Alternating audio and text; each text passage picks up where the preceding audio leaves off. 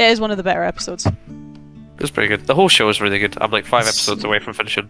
Oh yeah, I found a video essay on you. Not even really a video essay. It's just like a explanation video on YouTube that you might like, Paul. It's called Ultraman: A Cornerstone of Japanese Pop Culture. It's basically explaining how Ultraman has fucking influenced everything, and is really pervasive. Watch Ultraman. Ultraman's fucking great. I love Ultraman. It's a list of animes. It's not an anime. Whatever. It was made by the guys that made Godzilla. It's like 3D sort of animation thing. No, right? no, it's people in suits. So It's like the original Godzilla. I see. We are barely started this recording, and we have once again learned that Paul is inept in all things, not just D&D. Godzilla's. No, you're not, Paul. Don't say that about yourself. We'll have no self-depreciation tonight, Paul. I believe in you, and if you don't believe in yourself, then believe in me. Believe in the me who believes in you. Starting this episode strong with a Gurren Lagann reference. This is gonna be a great session. And won't do a comment edit. Matthew, just take my head and put the fucking Kamina shades on it. Google the Kamina shades, you'll figure out what they mean. D&D. D&D time. Hey, tangent only lasted 2 minutes as we welcome you all back. Officially this time to Fists of Fates, rather just acknowledging you in the background as we all go on a tangent and a rant. Fisted tits. Fisted tits. Fisted twits.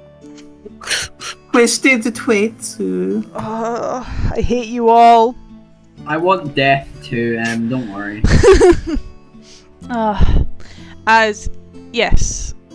I hate you, Paul, you've thrown me off now. Now I've thrown him off his rhythm. But the order's been met.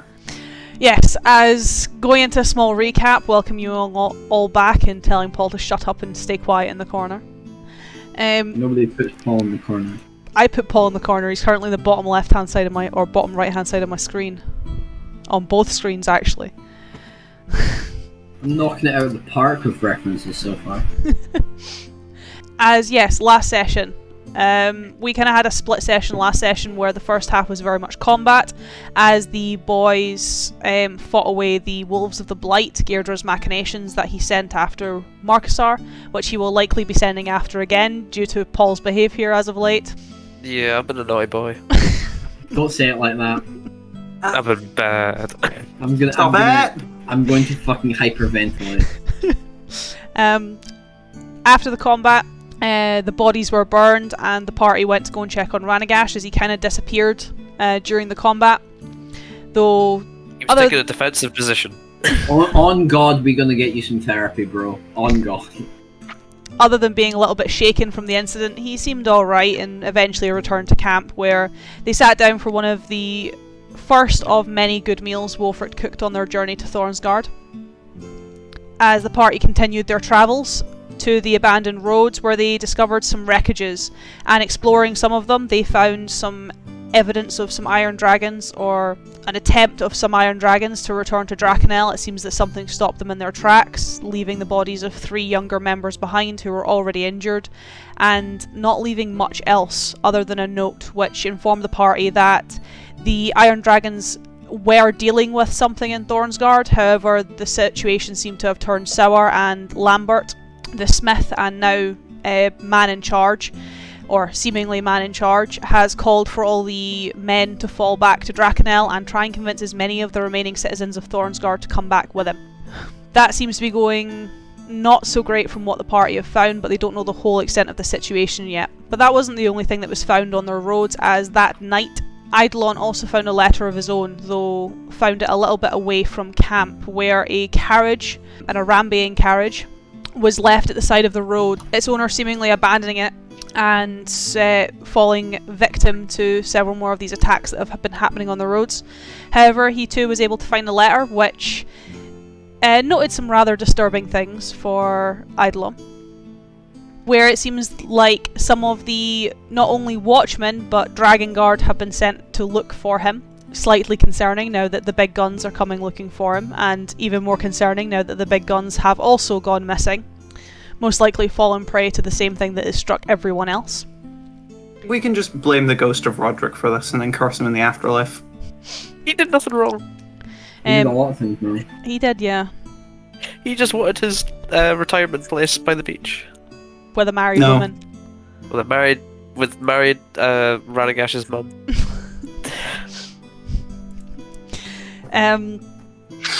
As yeah, kind of forgetting about Roderick, coming to the end of last session.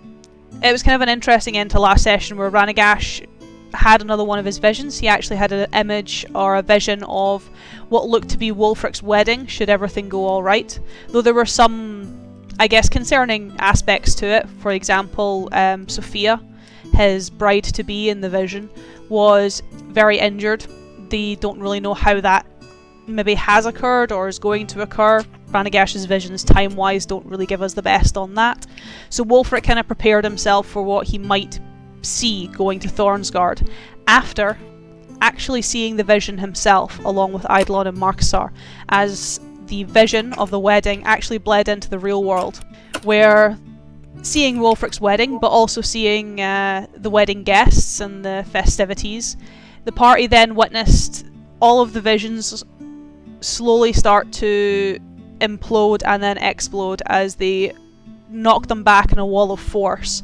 A wall of purple flame that seemed to, thankfully, not do much damage. But it was enough to send them into shock, and enough to supposedly activate Ranagash's mage armour, which got a very shiny new appearance as it adorned him in full plate, giving him a very familiar appearance, though only giving the party more questions. As we get into today, we get into our session tonight. A new day, a new dawn.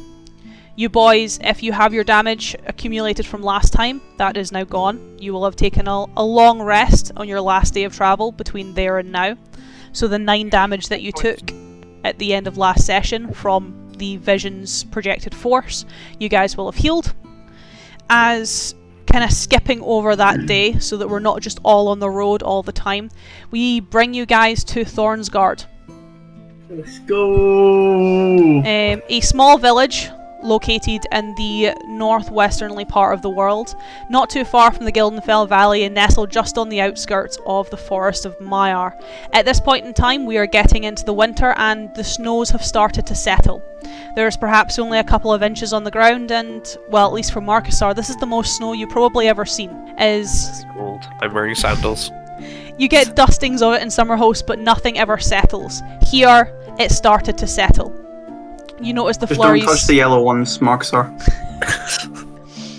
You notice the flurries on the way in, and certainly in town it is settled on the ground, it's settled on the roofs. It's given the town itself a very, very nice wintry aesthetic.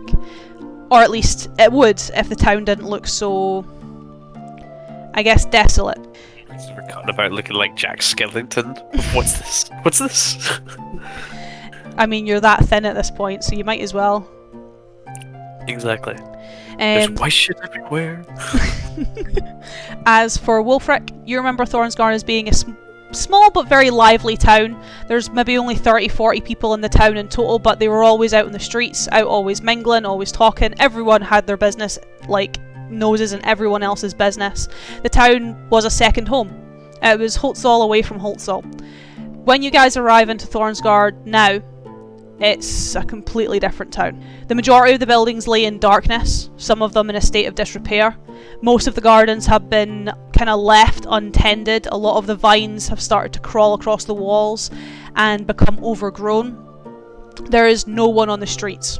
No one at all, to the point that there is a few tracks in the snow coming back and forth from a couple of buildings, but not enough to determine significant movement. Everything is in darkness. None of the lamps have been lit. None of the lamps look like they've even been touched in a very, very long time. You can see that the candles have been removed from several of them, and the wax on others has kind of just stuck and become sediment at the bottom, not being replaced and not being tended to.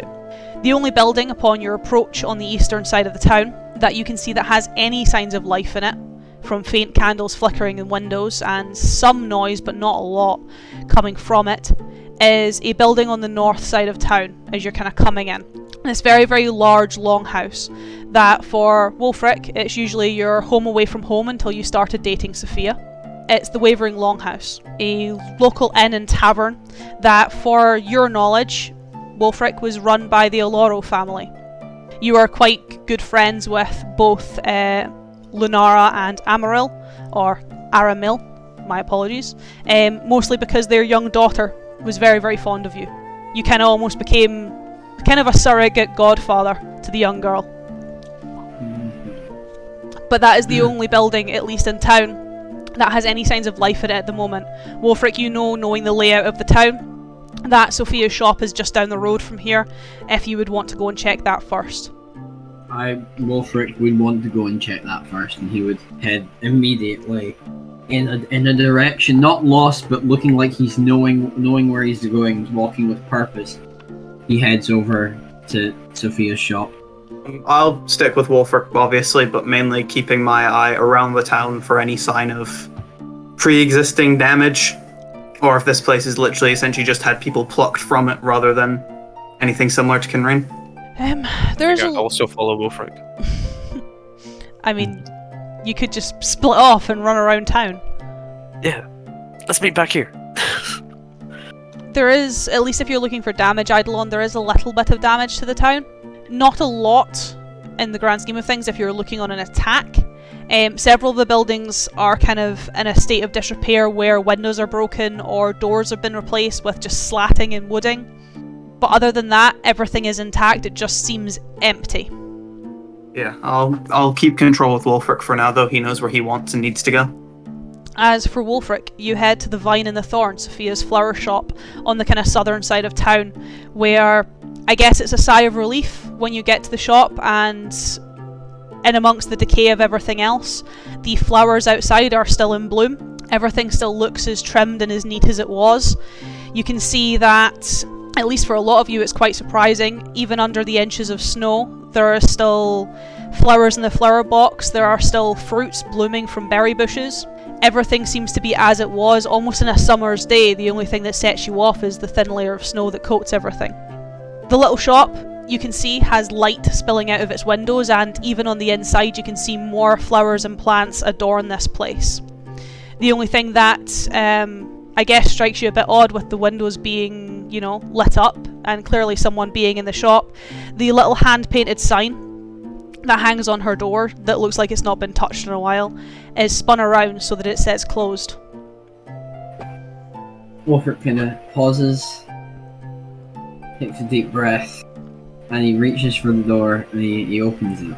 The door is open, and when you do open it, the noise that kind of was a low humming kind of spills out of the door, and you end up getting this very melodic tune. A very familiar melodic tune to yourself, Wulfric, as Sophia used to hum all the time, or sing all the time whenever she was working. Again, another sense of relief as you kind of open the door into the shop, and she is alive, she's there, that's her voice, you recognise it. As you kind of walk into the shop, open up the door, and Sophia's not the first thing you startle, as taking a nap in one of the flower beds, where he's really not supposed to, Phil! is a small tortoiseshell cat. That looks like he's probably been overfed just a little bit over the past couple of months, as he's got a little bit of a podge belly. As he gets up, kind of hisses at you, not quite recognising you, and then kind of runs, knocking over some flower pots, kind of runs up the stairs to where Sophia and obviously her family would have stayed. Where the noise kind of startles her. She has her back to the door. You can see this mass of very, very fiery red hair and very, very tangled waves pulled back into a very rudimentary ponytail as she's fiddling with some soils, the dirt all the way up to her elbows as she's repotting some plants, as you just hear her sigh under her breath. Look, I'll be back in a bit, Sam. I told you I just needed some time on my own. I still got to attend to my flowers. You look like you need a little bit of help with that dirt. Ooh, smooth. As she kind of just stops. She kind of puts down the pot that she was, I guess, tilling the soil in, and just kind of sets her hands on the table. She doesn't move. The one thing that you do notice though, Wulfric, considering your most recent sighting of Sophia was her in a wheelchair, is she is standing. She's not in the wheelchair. Wulfric will kind of walk over and kind of cup her face in his hands and gently rub her cheek with his thumb. Still haven't lost any of your fire, Red. Eidolon, Markasar, Ranagash. You'll notice as he kind of goes over and kind of starts to turn her around. Very, very, I guess very, very sweet, very, very tenderly. You notice that as he's doing so, she grabs hold of one of the clay pots. Just very slightly with her hand takes a hold of the side of the clay pot. And as you say that, Wulfric, she's got an arm on her. Does a 19 hit you? Yes. This is where he wants to get hit by an attack. As she spins round, your hand still on her cheek, kind of brushing, you can see that she's starting to bubble in the corner of her eyes, and then you just smash. As a clay pot gets smashed across your face. What do you think you're doing here? Oh, come on, I made you that one. You couldn't have picked the other one. Why do you think I used that one? It's a long story. It's very long. I need to catch you up on a lot of things. Mainly that I'm alive, but I'm guessing you can tell that now. Yes, I can tell that. You're here. Where were you 4 months ago? At a ravine? At the bottom of a ravine? Okay, so why didn't you come here after you got out of the ravine? I love you dearly. From the bottom of my heart. Kinda got preoccupied by the whole massive dragon thing. Do you not think you could have come and told me about it?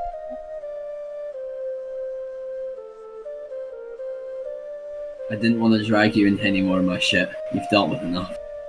That's why we're supposed to be together, though. I'm supposed to get dragged into your shit. That's the whole point, Wulfric. I'm sorry. As consolation, would you like to be dragged into some shit? I'm already dragged into some shit. Have you seen the village? Might be the same shit. Might be different. There's a lot of shit going on. Okay, my shit. My father goes missing. Half the village goes missing. We pay your people to help us, Wulfric. They come, they take our money, and they do nothing. All of the main band are dead. You're still supposed to help us. We found correspondence. They didn't feel that they could do enough. They couldn't do the best with what they were paid.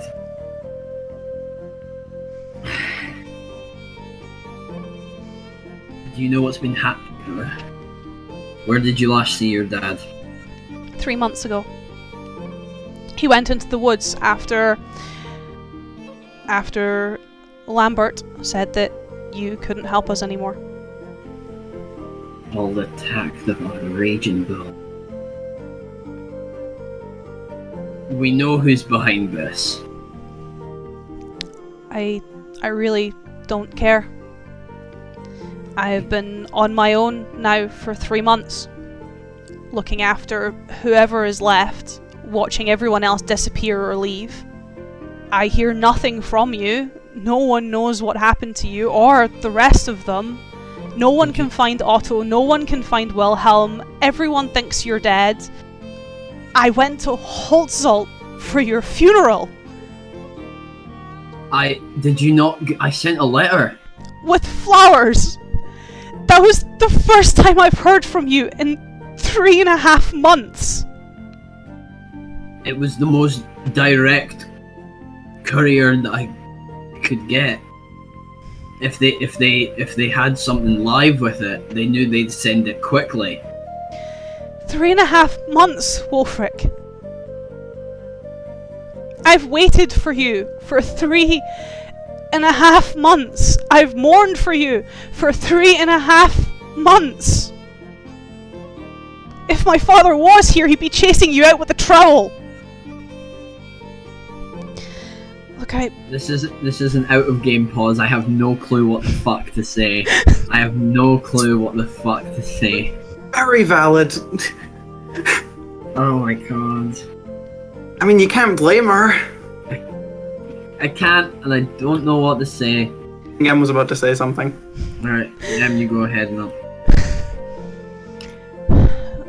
Look, I need some time. I need to think about everything. I honestly didn't expect you to show up at all. It was abrupt and unexpected. I should have sent something sooner. I didn't consider that they thought I was dead. They think everyone is dead. No one from that mission came back, Wulfric. Look, I've got some stuff to do in the shop, and I have to go to the longhouse tonight to check in with Sam and see the others. Look, if you're in town and you're staying in town, I'm sure Sam can give you a room for old time's sake.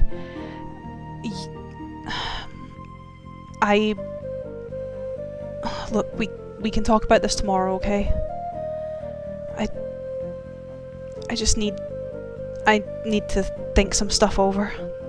I'll wait as long as you feel is necessary. Is there anything that the longhouse needs? Is it running low on food or anything? No. Sam and I we've organised everything. There's not many of us left. You could go to the chapel and check on Mikkel. He's the only one not. He's one of the only ones not staying in the inn. I'll check. Who's left? There's me, Sam, Mikkel, Nicola. He stayed. Adamil left with his daughter after his wife disappeared. Orsik's gone, Sven's gone. Nathaniel left with a couple of the Iron Dragons nearly 3 months ago. Quinny's gone, Constantine's gone, Arissa is a shell, but she's still here. I look between Marksar and Ranagash when she brings up Quinny and Constantine. The old elf you spent all your time with when you were here as a boy, trying to pretend you were smart. He's still locked up in his library. Everyone else is gone. Or they took the Iron Dragons up on their offer to leave. I think it's best that I let you ruminate and think. Yeah. I think so too. I think it's best that you left. Wulfric will turn around and head back to the guys. As she will kind of turn around, head back to her flowers, where in the kind of awkward silence, I guess, the four of you will be able to hear her, I guess, not cry, but more stop herself from crying. Wulfric silently leaves, or no, you'll keep it in your mind, and then head out.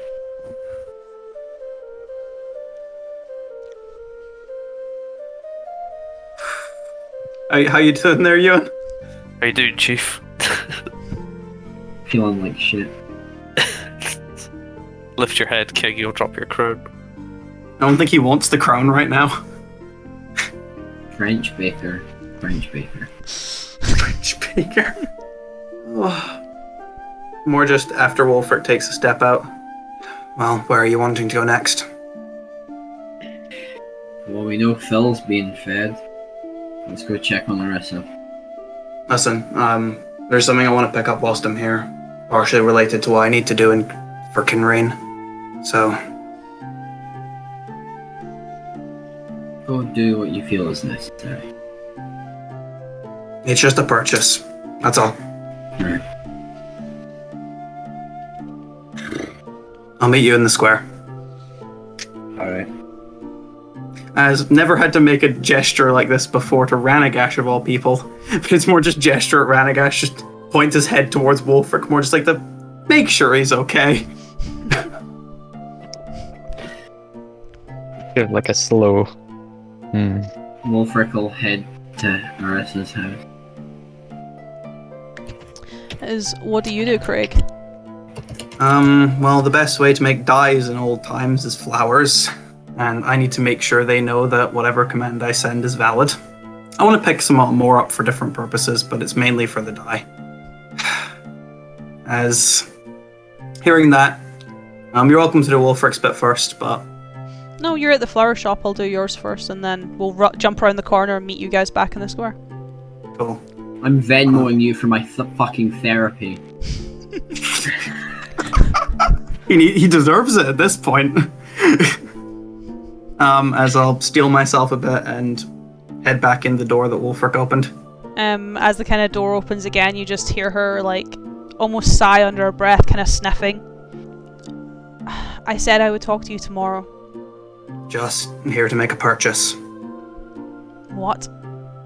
This is a flower shop. Yes, but... Weren't you just here a moment ago? Never mind. What do you want? I'm assuming they're shelves if it's a flower shop. She has rows upon rows of flower beds. I need to look for something starkly red. Primarily roses. Yeah, that'll do. Take enough to be able to create a concentrated dye on paper. And also, do any flowers look native to the area? A few. Or at least to your Essentially eyes, you've not really seen them before. The sort of aspect I'm going for is something I wouldn't have seen in Summerhouse when we went there, and something I don't recognize from home either. Yeah, there'd be a couple like that. Not very colourful blooms, more dark blooms, and purples or blues. I'll take something in that case where, except from color, more shape or formation is striking. And take those up to the counter, I suppose. Still awkward. This is a very awkward situation. I wish she didn't run the flower shop in this place. She kind of takes them and takes some paper wrapping and starts wrapping them up so that the stems don't wilt. She does so in silence unless you speak to her. I will not until the end after I've passed over money. She will kind of wrap them up, set them aside.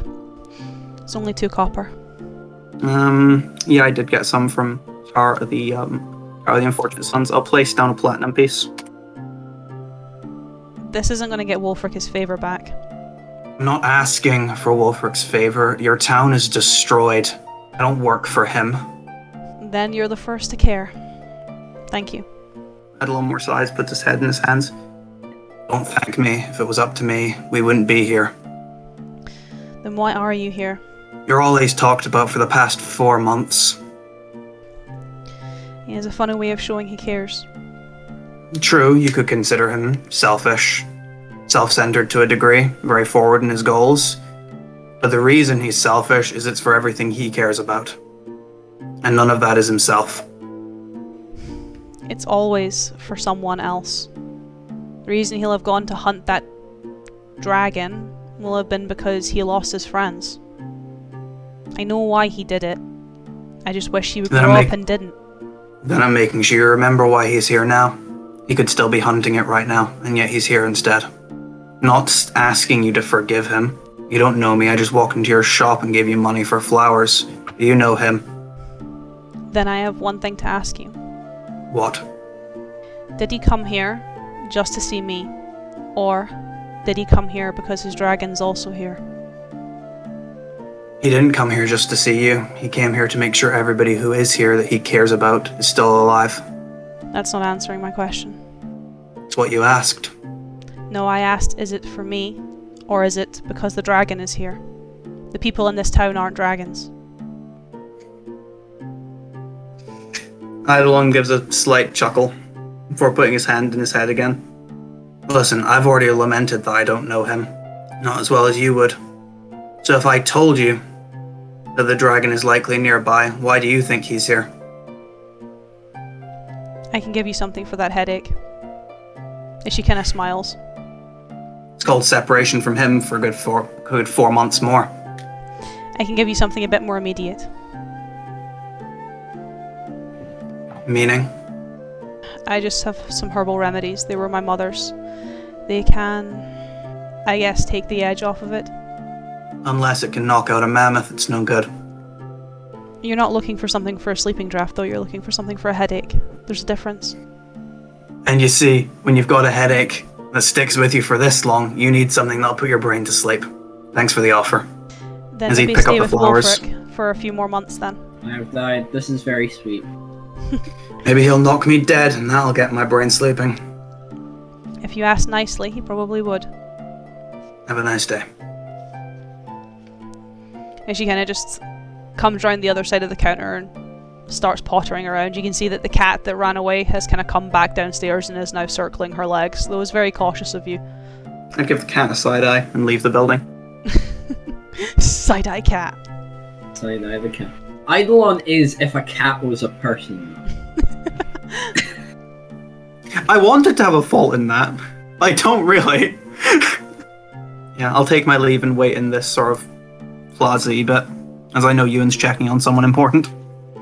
As kind of, I guess, Marcusar, Ranagash, Wulfric, you kind of, well, Marcusar, Ranagash, you follow Wulfric, kind of coming round the corner, not too far from Sophia's shop, though far enough that the two buildings aren't connected. The small house of Constantine and Arissa, where you can see the apple orchard, is still being tended to, likely Sophia is tending to it out back. This seems to stretch the same length as some of the wheat fields that were lying dormant as you guys were coming into town. The house itself is in darkness. Doesn't look like anyone's been here for some time. I'm gonna knock. You get no response. Arissa, are you in there? You get no response. It's me, it's Wulfric. I've come to see you. Again, silence. I know times have been hard, and I miss him too. I believe in you. I'll be in town a couple more days. If you want to come look for me. You get no response. Wulfric, is there a chance they may have left town with the rest? She's stubborn. Doesn't give up. When me and Sophia would go on little secret dates into the forest, she'd always find us. She doesn't give up if she wants something. I think she wants to stay here, as much as she wants to ignore me. It's a shame. I really could go for an apple pie right now. If only I knew someone who made amazing apple pies. Silence. Can I try the door? The door appears to be unlocked. Yeah, open the door. Oh boy. The house itself is in darkness. It appears that no one has been in here for maybe a couple of weeks. There's a thin layer of dust over everything, though things that don't have a thin layer of dust over them primarily are things that are used to look after the orchard. Big bags of fertilizer, baskets and buckets for storing the apples, the last of this year's harvest, kind of stored and stacked away. The thing that you notice is that a lot of the personal effects, pictures of her and Constantine, even some pictures of you and Sophia, kind of a surrogate grandparents very much lived here, they're not in the house anymore. I'll go check up by the orchard. Heading into the orchard, heading into the fields of apple trees, of a few different breeds of apple, mind you, not all of them are the same. Constantine prided himself on breeding as many as he could in 1 year, and now he's kind of just stuck with a lot of different variants of apple that he doesn't really know what to do with. The fields themselves are also empty. No one is here. Arissa? You get Arissa, come on. You get no response. Got something. Can I check for any signs of them maybe leaving in a hurry? You can give me investigation if you want. Yeah. I'm not very good at these. She's just in the longhouse. Oh. Can't find anything, Paul. Not a Scooby. This floor appears to be made of floor. We'll check on Mikhail. Yeah, there's a chance that she's just in the longhouse, which is the optimistic outlook. Yeah. As kind of coming back from the orchard, Marcus are unable to find anything. You kind of come to the conclusion, or come to the idea to go and look, or check in on Mikhail, the local priest. We're kind of coming around the corner, coming back into the square. before you guys head over to the small chapel on the sort of northwest side of town. Eidolon, obviously you reconvene with the three of them. Couldn't find Arissa. Hopefully she's in the longhouse. Gonna check on Mikhail. He being As a priest. simple nod, not wanting to push Wulfric too far nowadays. Well, nowadays today. As the little church that sits just on the edge of Mire, very much part and incorporated into the forest itself. You can see quite an old tree has even been incorporated into the building, into the design itself. It sits not too far from a centre clock tower that definitely needs some repair work, but the wee chapel itself seems to be quite quiet. It's quite quaint. Ranagash, it is very similar to the one from your vision, if not in need of a lick of paint and very absent of elaborate flowers. The door is open, as it always is. You've never known Mikhail to ever lock the door to his chapel, even the door to his house. You've had to warn him on several occasions to make sure he locks the door to his house, but still he keeps forgetting. He's just that kind of guy where his door is always open and he genuinely means it. Where you head in, small pews are covered in a thin layer of dust, as becomes a running theme as you're wandering around this town, but his altars to Kenvar and Yemis, the divine of the known and beasts and the divine of nature itself, have been freshly polished, well tended to, even adorned in some fresh flowers that he's likely got from Sophia's shop. As pottering around this very, very small space, very humbled space, is a very aged man, human man dressed in brown robes, that upon seeing, well, the four of you welcomes you into his church, but upon seeing Wulfric, kind of takes a step back, almost a gasp, just, Wulfric, I thought you were dead. A lot of people did. Reports of my death have been greatly exaggerated. God damn it! Golf clap. Very good. He kind of comes over and puts a hand on your shoulder. It's good to see you, my boy. If only it were in more pleasant circumstances. Indeed. The town has fell on hard times, it would seem, and, well, I don't know how warm a reception you'll get from many people here. Not got a very good one so far. Ah, you've been to see Sophia then? How could you tell? Because at least Sam would have left you with a smile on your face.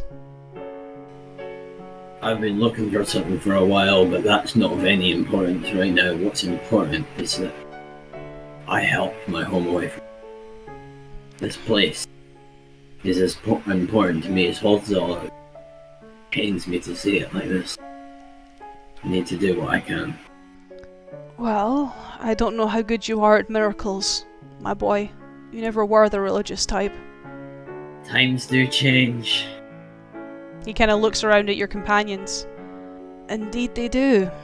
These aren't part of the Iron Dragons. No. Half of them wouldn't make it past basic training. That one might have a chance, as he kind of gestures at Eidolon. I looked around at Gash, just like, give her like a little nod and like, we'd pass as well. I just turned to Marksor and Ranagash, just, you're the half. And looked back at the old man. Rude. He's not wrong. He's right, but you shouldn't say it. He's right. Now we have two memes for just this old man. I found reinvigorated purpose through Liera, through my own redemption. He kind of smiles, the kind of wrinkles in the corner of his mouth almost smoothing slightly. So whenever you came to the church and said that, no, this isn't for me, Father, no, I don't get all these gods and shit. Yeah, I feel Best that's old man. I feel that's probably a lie, isn't it? Everyone's a shithead teenager, though. This was in your 20s, my boy. Everyone's a shithead in their 20s. I've taken a lot of blows to the head, Father. You forget I've known you for a very long time, Wulfric. Very long indeed, and Wulfric kind of runs his hand through his hair, the grey more visible. I'm not a young man anymore. I'm serious about my convictions, and I'm serious that what needs to be done is I need to protect this town first and foremost. Whatever I'm looking for does not matter. At this moment, this town is my priority. Well, I'm sorry I cannot be of much assistance. I spend most of my time in the chapel. Sophia and Sam, they have been the ones running things around here. And I know Sophia won't talk to you. So it might be a good idea to go to the Longhouse and find Sam. Aye, and then whatever needs to be repaired, I'm sure I can get a book from Silor on how to fix things. If you can get him to open his door, perhaps. I'm one of the few people he'll actually talk to. Here's something I can. That is true. They Though, can't get any worse. he also thinks you're dead. I'm kind of aware everyone thinks I'm dead. I can't send a million letters. It's been 4 months. You never appreciate your mistakes until they've already happened. Well, that is why you have found faith in the Lady of Light. She will redeem you, my boy. She takes me most of the way, but it's up to my own actions. Thank you for your guidance as always, Father. I will go speak to Sam. I'll place a hand on his shoulder. As you're kind of turning to go out, he just kind of smiles and nods. It's good to see you've grown up, Wulfric. I had to someday. I'll head to Sam. I will ask Wulfric on the way. This being Sam Kingfisher. If you're looking in a crowd, you'll miss him. But if you're looking for the centre of the room, you'll always find him. what's he do? Trades in lumber, so he knows my dad. Simple nod. That's what I needed. As you kind of make your way back across town, back to the longhouse that you guys saw as you guys came in. A building that is very much in need of repairs. It's inside probably more so than it's outside, where the internals of the tavern, as I lose one of my bits of notes that I need, the internals of the tavern seem to be very barren, very empty. There is only actually one patron sitting at a lone table. You recognise him as the old smith from the top smithy, Nicola Velimir.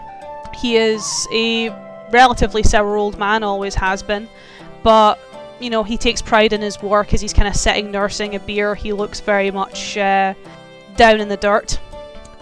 As you're not able to see him at first, the bar stool and the bar itself kind of almost hides him, but you can hear the relatively loud and relatively clambering feet of Sam behind the bar as he is pottering around and doing stuff. Nicola, very glassy-eyed, doesn't even pay attention to the four of you. He's literally staring at the bottom of a pint. As hearing the door open and hearing someone enter the tavern, you just hear from the other side of the bar, "Sophia, I'll be with you in a minute. I thought you said you were at the flower shop today anyway. What are you doing back now? It's barely even noon." That'll be because she's still at the flower shop. He kind of like, you hear him just stop dead in his tracks, and you hear him mutter under his breath, "I'm pretty sure I left Eberic and Holtzal. Yeah, I'm pretty sure he didn't come down last week." "Eberic, is that you?" I'm not that old. "Wulfric, you're dead!" Unfortunately for you, I live. "Fortunately for me, unfortunately for your mum." Well, if I wasn't dead before, when I head home, I will be. "So you've not seen Sophia then?" I've seen Sophia. "Well, you made it through that. You live with your mum." As you just see hands flailing from behind the bar. I love that you think it's my mom I'm worried about and not my countless siblings who all also think I'm dead and took pleasure in tormenting me. That's true. You don't stand a chance, mate. I mean, hopefully getting married soon has tempered the twins, but if I encounter my sisters, I'm dead. Like, I'm going to be gutted like a fish. It's your sisters I'm worried about, mate. Your brothers are pussies. Yeah. They did not inherit much of my father's robust genetics compared to me. You inherited his voice. That's about it. I'm kind of glad I got my mother's hair. You'd be bald if you were your dad. Has he gone bald already? He kind of steps round and you just see the hand is this very, I guess, loudly dressed, think lumberjack, but 3-foot lumberjack, shirt and all, as he kind of comes round the corner and just kind of wavers his hand back and forth. He's getting there, boy. Is he still combing it over, or is he given up on that? He's given up on that, though the last time I saw him he was in the coals, so he's tried to get rid of the greys. He doesn't take anything with dignity, does he? I mean, would you with that many kids? Very true. This one likes you, Ewan. Gentlemen, this is Sam. He kind of gives a bow and holds out a hand. And you three are? Wants to go first. Matthew.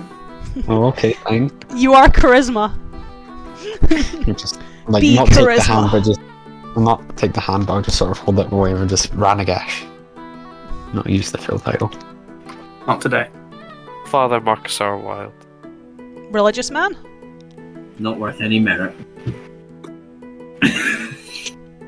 I give daggers at Wulfric.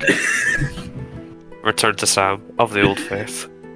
Oh, Mikkel might, you might need your help, actually. He came in a couple of days back, he found, his voice kind of tempers. He found another one in the woods, someone of the Old Faith. He doesn't know the old rites. He's already buried them, but he was looking for someone who can actually perform the rites. Well, luckily that's his area of expertise. Dying. Yo, keep that on the DL idle. I'll turn back to Wulfric. It's like I'll go back to see Mikkel at some point. He needs you. You can give him an elbow in the ribs, isn't it? I'll only give you a hard time because I know you can take it. Are you referring to jokes and jabs or the two deaths? Both. The jokes and jabs. I didn't think you'd get up the times I killed you. In fact, this has completely ruined Wulfric's perfect kill record. Yes, I'm the permanent stain on your record. Permanent death on my So I KD. tried to kill you the second time. It's like the fucking spider and Billy from the Grim Adventures of Billy and Mandy. It's why won't you love me, Father? I'll be anything you want. I want you dead! Kill me once, shame on you. Kill me twice, shame on me. Yeah, Sam kind of gives you a nod. Chuckles a little bit at Wulfric's gestures. Turns to Eidolon. What about you, Tall, Dark and Shady? This will be the life of the party. Eidolon. Yeah, with that accent, I can imagine so. Whatever we came in here with our goals prior do not matter. What we're here to do now is I'm here to help. As kind of when you say that, you hear just the slam of a tankard against the desk. As the old man in the corner, the old man you know is Nicola, he kind of just says, "If you were here to help, where were you 3 months ago when we actually needed your help?" I thought I was at the bottom of a ravine. Then where were the rest of you that we paid for? Our ranks have been thinned. I know you took my apprentice, and he's not come back, and neither of your men that took him. You should have stayed at the bottom of that ravine. I know you're upset.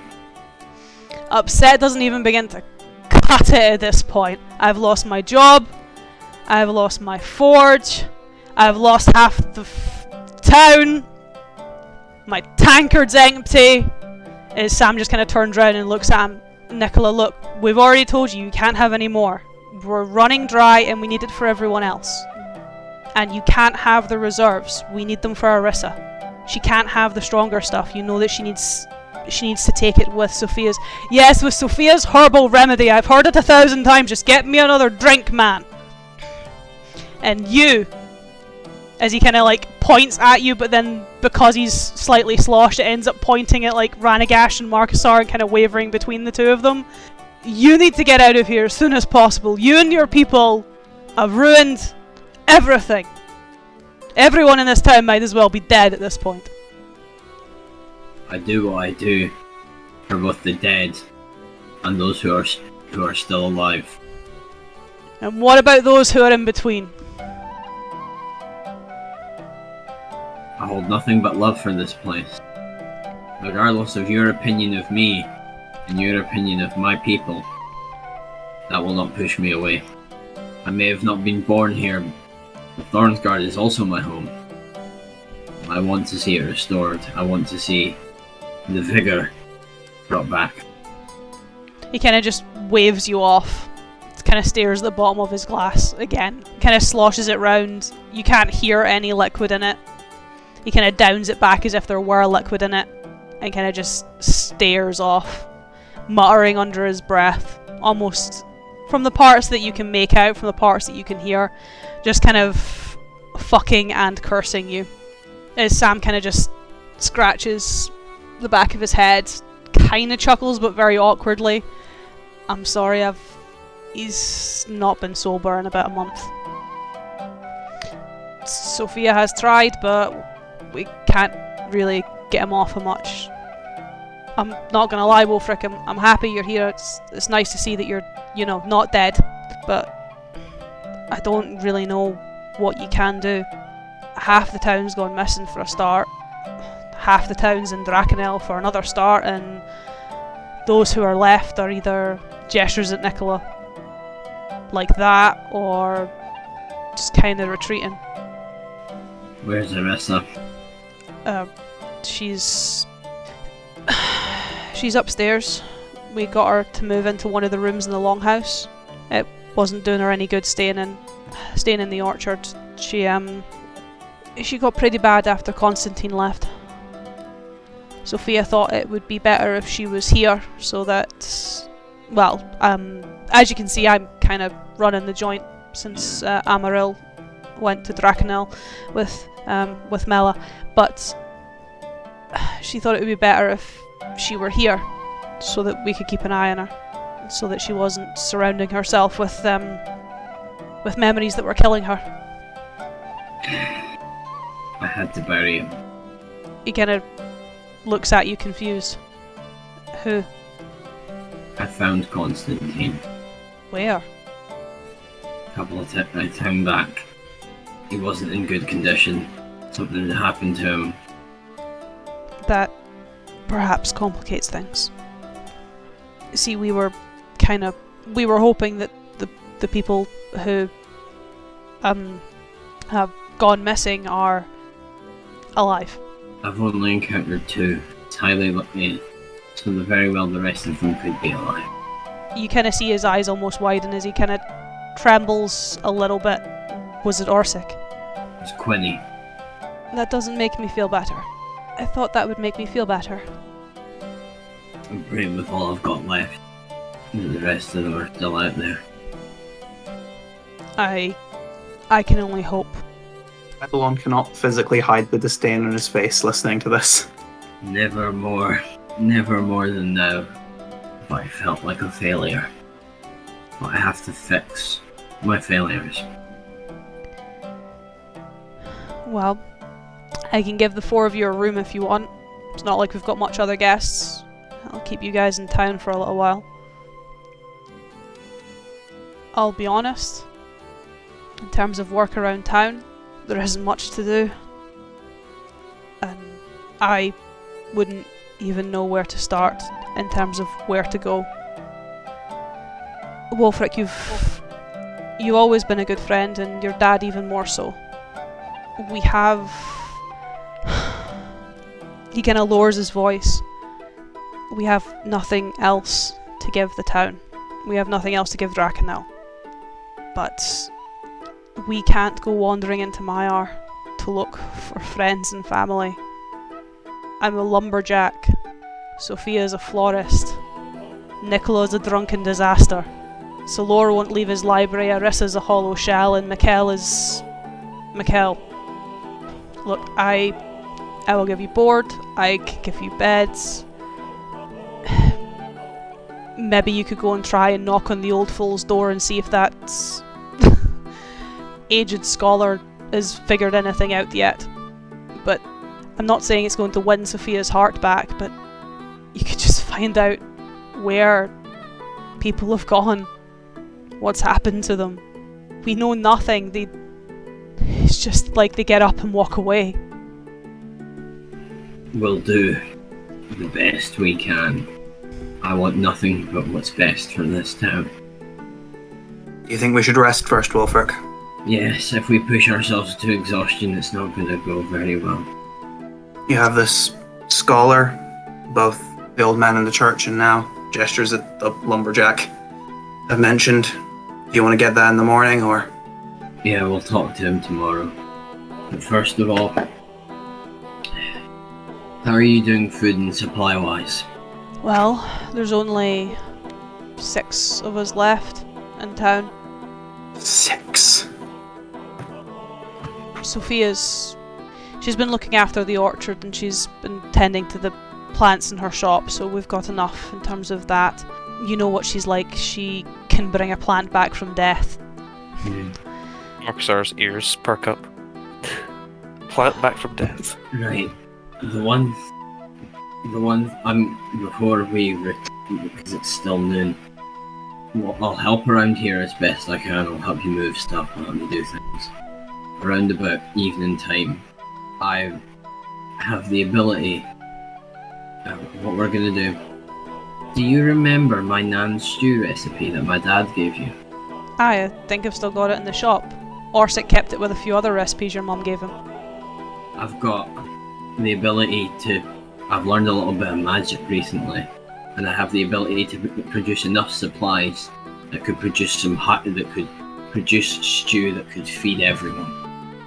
We just need to cook it, but I can get all the raw supplies, and it costs absolutely no money. Aye. I can go over to the shop and get it for you. Alright. You're welcome to... he kind of gestures to the bar. You're welcome to help yourselves, gents. I've got some stuff left. Ideally, try to stay away from the ales. I need those for Arissa. But anything else, the beers, the ciders, just don't give them to Nicola, alright? Man's had enough. I won't pay his offer any mind, instead take to one of the seats and finish up my letters. Does there appear to be a place here to send off letters? Not really, though you could inquire. I'll likely do so after I'm done. As Sam kind of disappears from the longhouse, if only for a little while, to go and fetch something from his own shop. As kind of, what do the 4 of you do? Wulfric will just write down a bunch of stuff, write down notes to send away to his family, and then he'll kind of get ready for when it comes time to cooking. Lore is best left for a wee bit. Let word ruminate that I'm back before he's made aware. Should I describe what I'm doing if no one else is doing much? Yeah. For the most part, it's taking some of the roses, which, in a sad sense, Wulfric will probably recognize. Taking them, putting them into a bowl, and crushing them up to create a simple dye. Taking the letter I'd made to send back home and smearing a sigil onto it. Doesn't mean anything, but it's more a representation. The colour more related to the message to make sure the message is verifiable. Or taking that, tying it up, and writing a second message, mainly to be enclosed with the other set of flowers that I bought, and addressing that for Drakenel. Marcusar is going to meet up with Mikkel to see about this last rites thing. Cool. What's Rand doing? The Mr. Sam Kingfisher has disappeared for currently. Currently? Has disappeared for now, yeah? Yeah.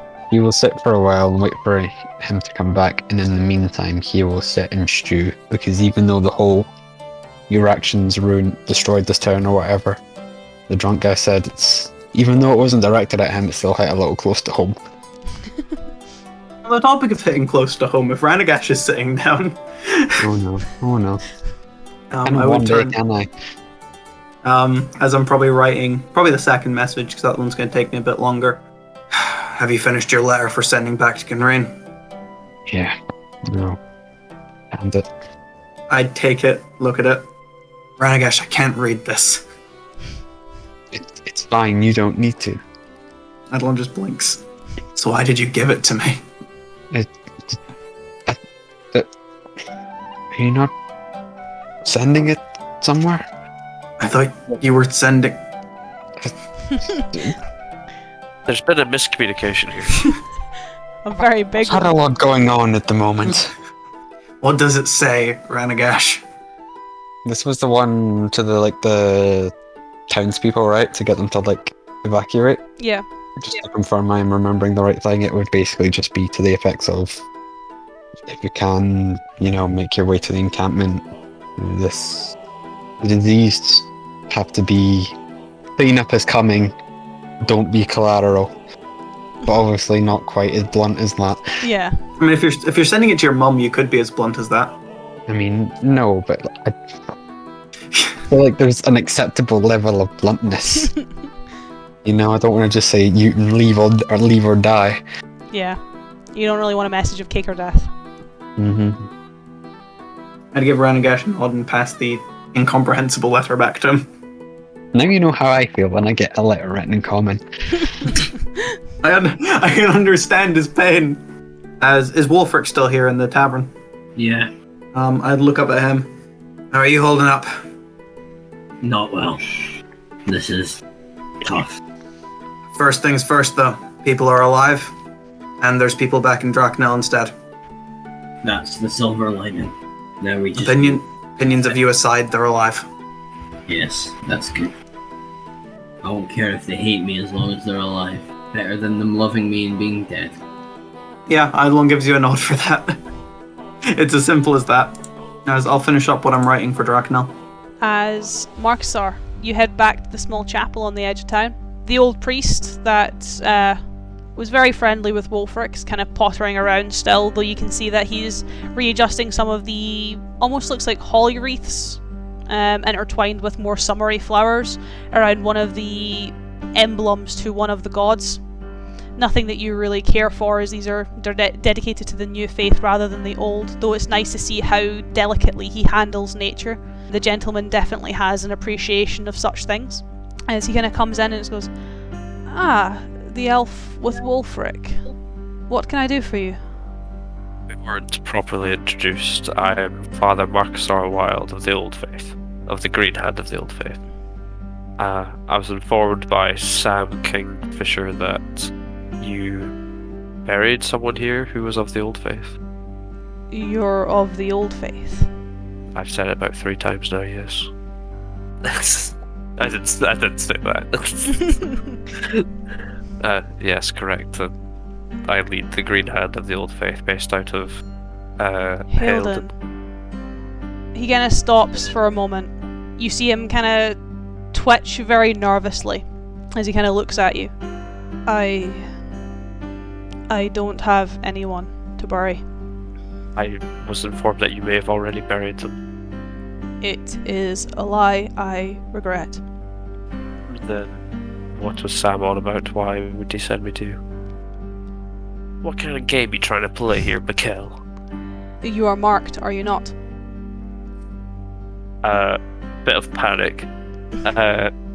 Where he's grabbing his sleeve where he's got marked by Geirdre. Is marked. I could possibly know what you mean. My boy, the demon is not a mutual friend. Which demon are you referring to? I do not know. I have not seen him. He came in the night and attacked the chapel, but I was not taken like the rest. You're saying a demon's been coming and stealing people away? I don't know if it's the demon who has come for others, but it was the demon who came for me. Like a mutter under his breath. It's always people disappearing into the woods.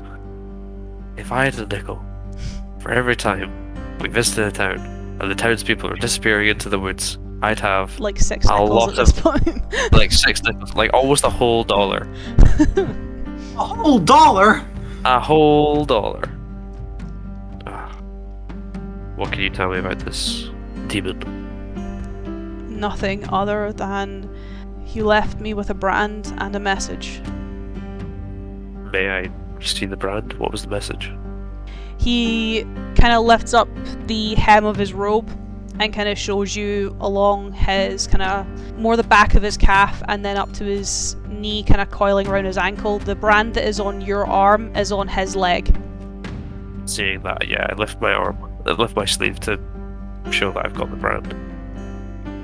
The message he gave came with this, as he kind of lets the hem fall and lets you put the sleeve back as he goes to a small lockbox that probably would have once held either religious reliquary or iconography for mass or sermon, and from it about maybe kind of 6 inches, almost looks like an embalming tool when he first takes it out, and then as he kind of brings it to the forefront, you see that it still has the shape of an embalming tool, but it's actually a piece of chalk that looks completely black, but leaves white powder on his hands. As he kind of, I guess, gestures for you to take it from him. I was given this and a task for the one who was marked. I was told the marked one was of the old faith. So I lied to Sam and the others. What is the task? I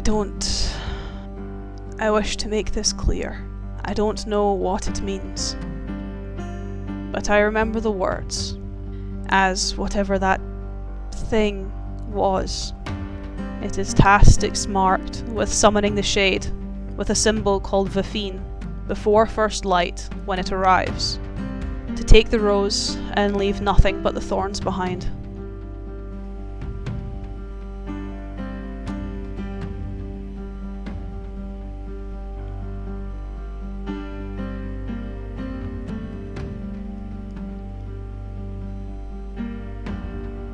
Okay. He's got this thing outstretched in front of me, right? Yeah. Guess I take it. And is there anything else you can tell me? Nothing. Very well. Tell me what hold does he have over you with that brand? At this point, nothing but my hope. He's used blackmail on me. If I do not do his bidding, he will kill my friends. He kind of puts a hand on your shoulder and kind of leads you over to one of the pews where he sits down with you. My boy, I have seen more death than I would like to admit in my lifetime. Telling me, bud.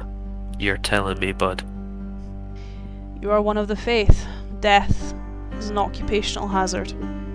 You're fucking telling me, bro. If only I could tell him. But I am hopeful that the people who are gone from this place are still alive. That everyone who has vanished will come back to us. I know not whether that is true, but I know that all he can take from me is hope. I stay. I gave you that message and gave you that chalk, knowing it would likely bring more hardship in the hopes that the people who remain would be safe because of it. I don't guarantee the safety of the people of this town, but I will try my best. That I know. No one can guarantee safety anymore. No, not in these times. These are trying times. These are unprecedented circumstances. I wish to live in precedented circumstances. But if that creature has the people you care about, then I wouldn't be leaving their fate to hope. Wise words, father. I guess I should return to my party. I am Have you told sorry. Have you told anyone else about your branding? No one. Very well. Though I fear with my usefulness coming to its end, I may be seeing the demon once more. Demon's name is Gairdra. Just thought you should know. If you know what its name, it's less scary. He kind of stands up, turns around with a smile. The name is appreciated, but if you take a name away from a demon, it is a lot less powerful. It is just another spectre, then. I think a demon without a name is just a monster. If he has a name, he's just a man. And some men are monsters, my boy. Too true, sister. You literally had a title to call him Paul and you fucked it. No, I don't know, bro character.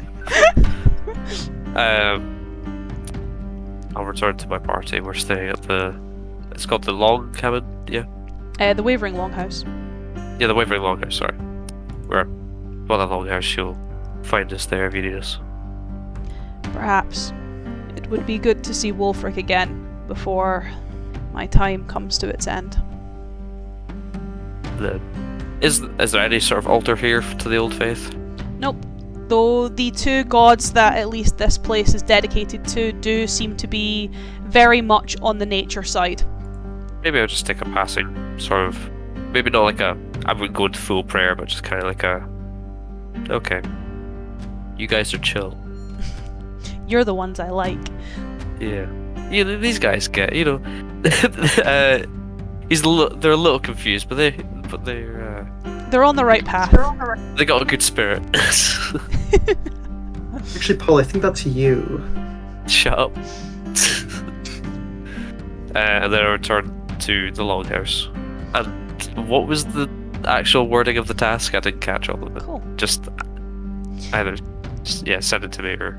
Yeah, I will send it to you. As what we'll do is we will take a short break. A short rest to regain hit points and spell slots. Yes. As we kind of as we come to a short break and Paul flips brother off, dad off. Yes, my brother. He's Brother just like, off. you're not coming for tea. Does he not? He must have known we were going to a break. As we will see you all after the break, and I will send Paul his mysterious task.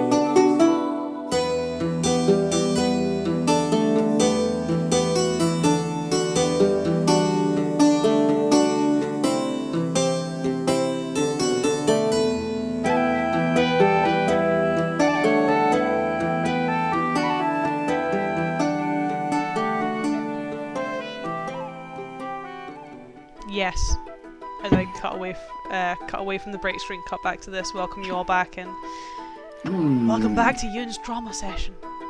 One of many, actually. There's a few to come. As I have sent Paul an actual written version of what the old man priest told him. Nikhil, it's got an- I'm terrible at taking notes.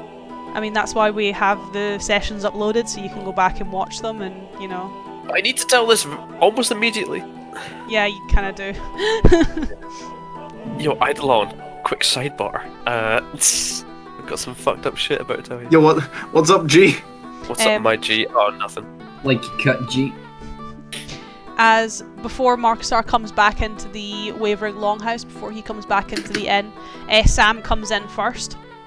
Kinda coming over to the table where the three of you are sat, and hands Wulfric a very old recipe card. I think this is the one, is it not?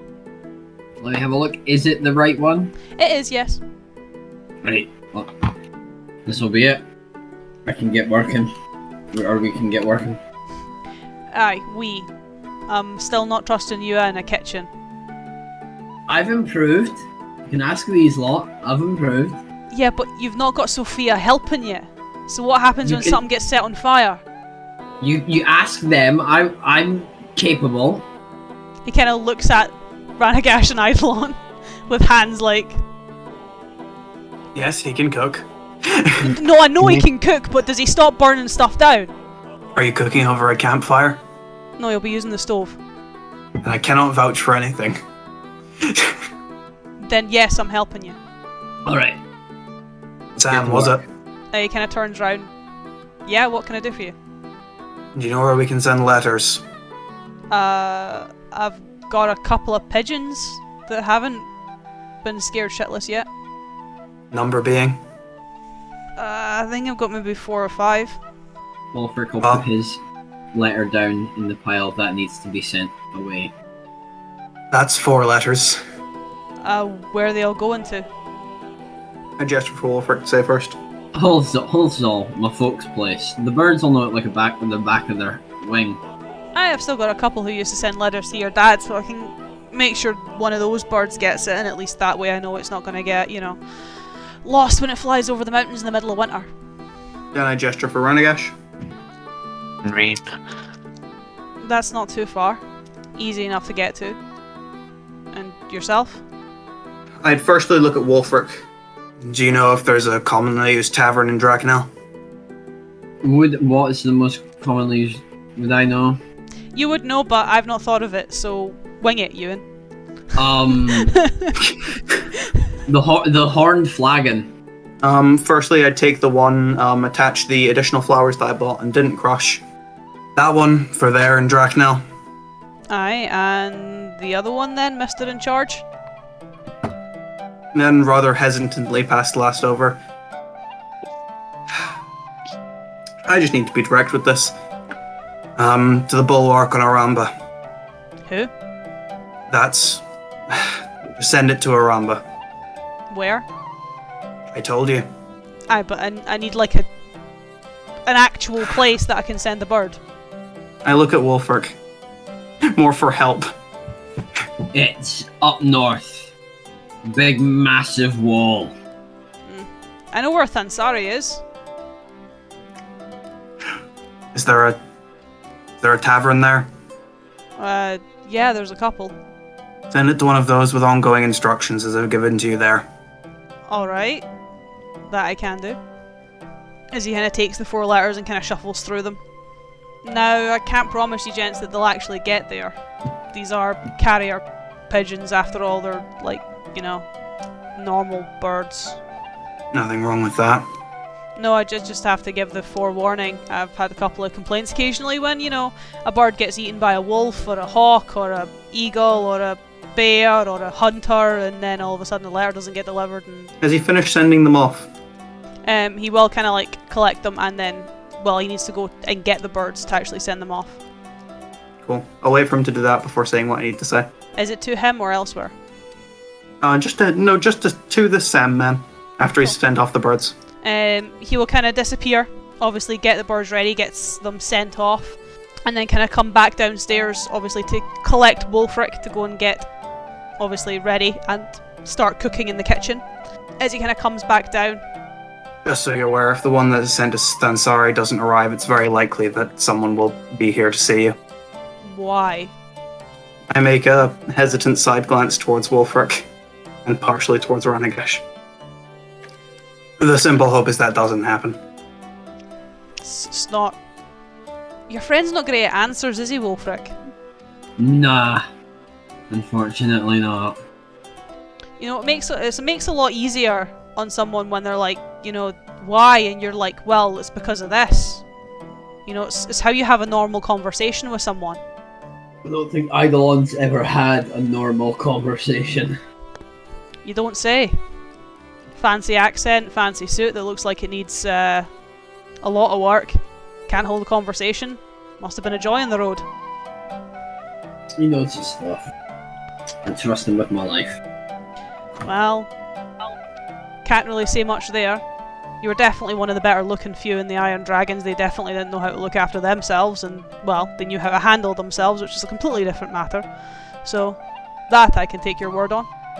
Yeah, I think I honestly probably aged the most gracefully. Yeah, Eidolon's still holding what he used to write the second letter, and it honestly looks like as this man's saying this, he's about to fucking break it. Well, you ready to start cooking, Wulfric? Yep, let's get to it. As Sam and Wulfric disappear, they kind of head into the back of the tavern into this very long galley kitchen. I just turned to Ranagesh and I'm just like, was I supposed to say that he'd die?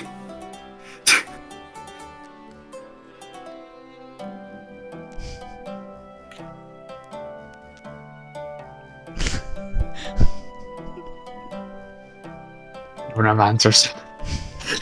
You know, the phrase dire consequences comes to me. As you see Eidolon fucking break the quill he was holding. As Marcusar, you kind of come back into the Waverly Longhouse and enough to see Eidolon and kind of a frustrated sweats and just hear the snapping of a quill. As Ranagesh looks relatively flustered and Eidolon looks very annoyed. Seems I've come in at the opportune moment. You say that? Yes, I do say that. Eidolon, and I'll say in Elvish. How big is this room? Like, is there a secluded corner we can go to? I mean, yeah, there is 4 people currently in this tavern: a drunken old man, you, Ranagesh, and Eidolon. I just point to like a quiet corner. Well, not quiet, just like one of the corners is far away from people, like a booth or whatever, and just like, and I'll say in Elvish, over there. See Eidolon put down the 2 separate parts of his quill that are left. He'd stand up and wordlessly go over to where you've gestured. Yeah. I'm sure it's no surprise, but he's here. No, the man who's been following us, trying to get most of us killed, hurting the people close to us, and he just so happens to be in a place where people are going missing. If they follow, but it seems like he got here first and we've been following him. Are we the bad guys? I'm kidding. I don't know, I was joking. Eidolon takes out skin. God, I wish this was alcohol. I met with the priest and Mikhail. He's branded like I am. So I take it he's not just called you over to bury a body. No, it was a whole bunch of horseshit. I was actually quite offended. I haven't done any Old Faith shit in a while since probably, I don't know, Summerhost. Eidolon even looks a little surprised he didn't see that coming. Yes, he's branded. Like me. Show off my sick tats. Alright, and the problem?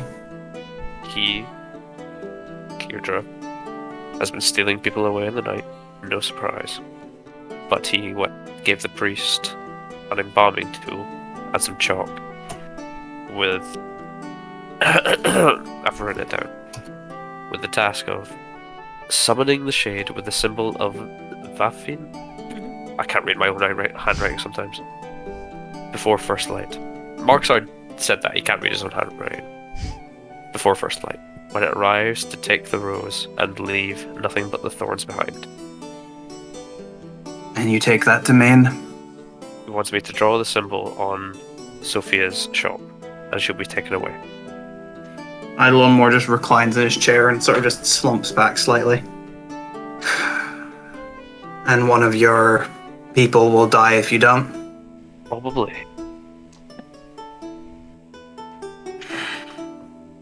Eidolon more sits, thinks for a second. So our best bet is letting it happen and then going after her.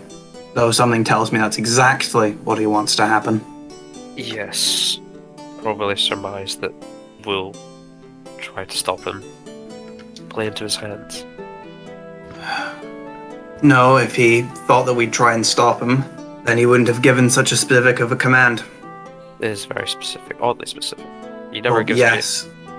Usually he just, barks at me and never gets someone to actually say it like a riddle.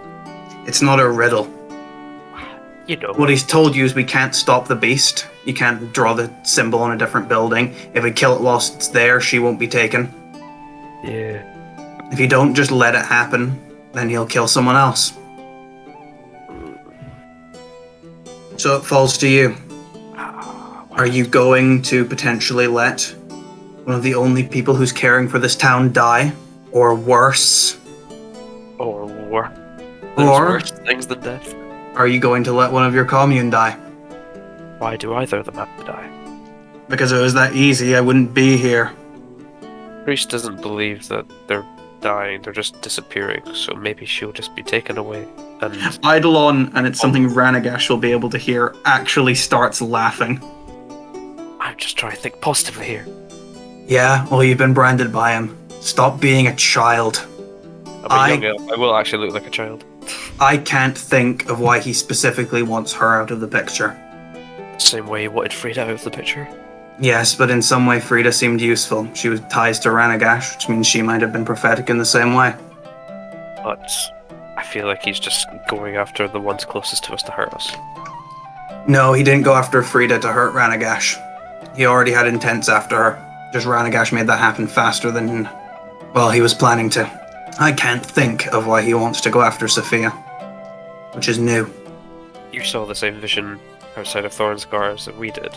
She was in a Yes. wheelchair, correct? Yes. Maybe this is what puts her in a wheelchair. Was she in a wheelchair, or was she just... Wheelchair, yes. It was a wheelchair, yeah. I could remember if she was just like on crutches or... No, she was specifically wheeled in. Oh, yeah. So, maybe this is what puts her in a wheelchair. Which means that she will survive.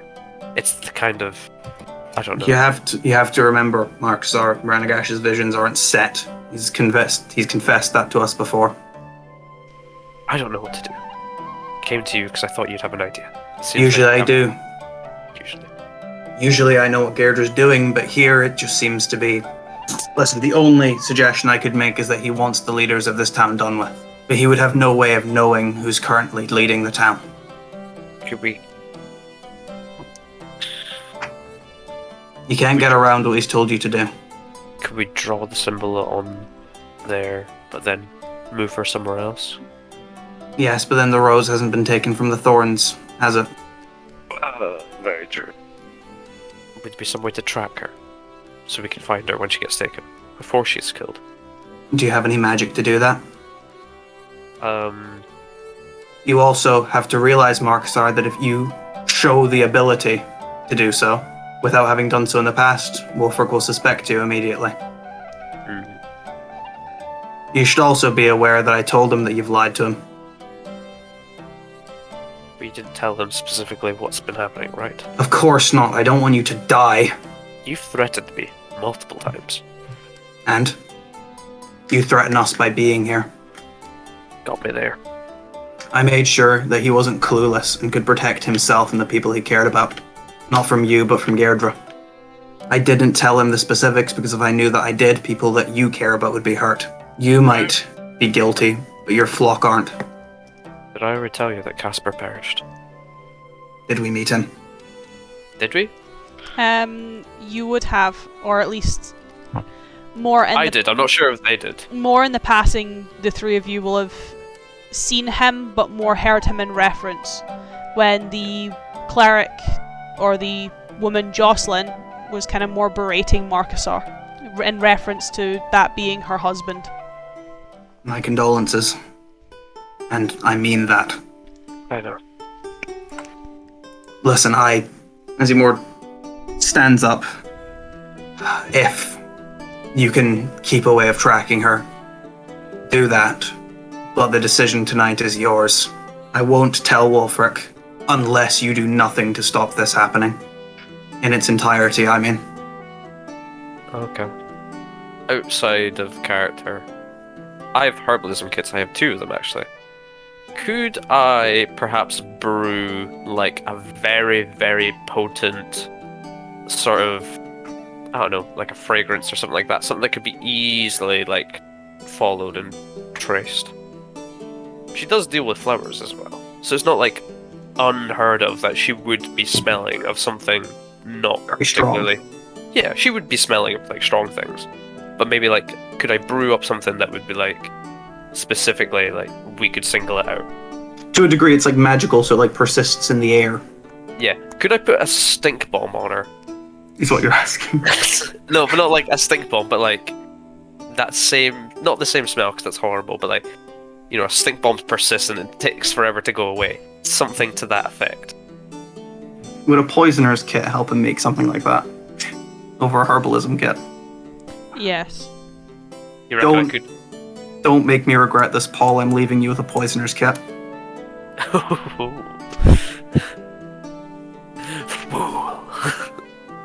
Essentially, as Eidolon stands up, he'd reach into his cloak and takes out the poisoner kit he stole from the half-orc and the Unfortunate Sons. Where did you get this? As I said, when you first rejoined us, I got captured. After dealing with everyone in there, I pilfered some of their stuff. What did you not take from them? Do you still have the warhammer? Yes, I'm just like, what did you not take? And I'm sort of gesturing to the huge warhammer by his side. Or on you his saw back. the smoldering wreck. Anything that wasn't in that? Anything that wasn't nailed down. Way of putting it. Okay. I think with this, I can brew up something to at least help us track her. Probably can't be seen, like, following her. So we kind of need to, like, just let what happens happen, and then we have to follow. We can't. This is up to you tonight, Marksar. I have to follow. Tonight, you need to find a way to get that on her. Suppose I can try and slip it on her person. But she doesn't want to see Wulfric for another day. How do we get close to her? Eidolon gives a shrug. I'll brew this up now. Listen, Marcusar, if you wanted me to tell you what to do, I would say don't brand the building. What the... But you don't have that option because you care about the people you care about. I care about everyone. And I'm not saying I don't care, but the people in this town haven't done things to hurt innocent people, and your people have destroyed property. I know who I deem as more innocent. That's in the past. We've reformed. Since when? I gave a very rousing speech before I left. We have changed our ways. Honest. Scout's honor. I don't need an insight check to know that's a bit of bullshit. Eidolon literally... It's not some bullshit. I told them, alright, lay low until I get back. You still... I have not forgotten that you led to the death of an innocent woman and her child. That wasn't me. I Does just Marcus- took the fall for it. As to Marcusar before Eidolon leaves, he says that, gives a slight... more just a stare, continuous eye contact, as he'll turn around and head back to the table with Ranagash, leaving Marcusar to stew. This topic of stew, I wonder what Wulfric's doing. What's Ranagash doing first, actually, is you've not got the passive perception to, I guess, listen in from the distance you're at, but you'll obviously be able to hear, or not hear, but see what's going on, as in Eidolon's more erratic movements, Marcusar's more hushed movements, the passing of a poisoner's kit, listening to Eidolon laugh, and obviously him getting up and then eventually walking over to the table. I guess not much, at least in the time, because I have one thing I want to do and I can't do it if the Mr. Sam Kingfisher, I don't know why I keep calling him that, is busy. Mr. Sam. Very polite, Ranagash. I don't know why. I did it the first time and now it's just stuck. Do it tonight when Marcusar's committing crimes. I didn't imagine he'd just be like, to confirm something, so when the last vision went off, the big one, I felt a pain in my neck, correct? Yes. Can It was I like almost in your neck and then kind of shooting up the side of your neck and kind of across your chest. Well, like physically inspect that with my hand to see if it feels different. I know obviously it's kind of hard to look down, but I don't know if that would be more efficient. Investigation. Okay, As you're investigating yourself. Where's the number? There okay, it that's is. it. Good.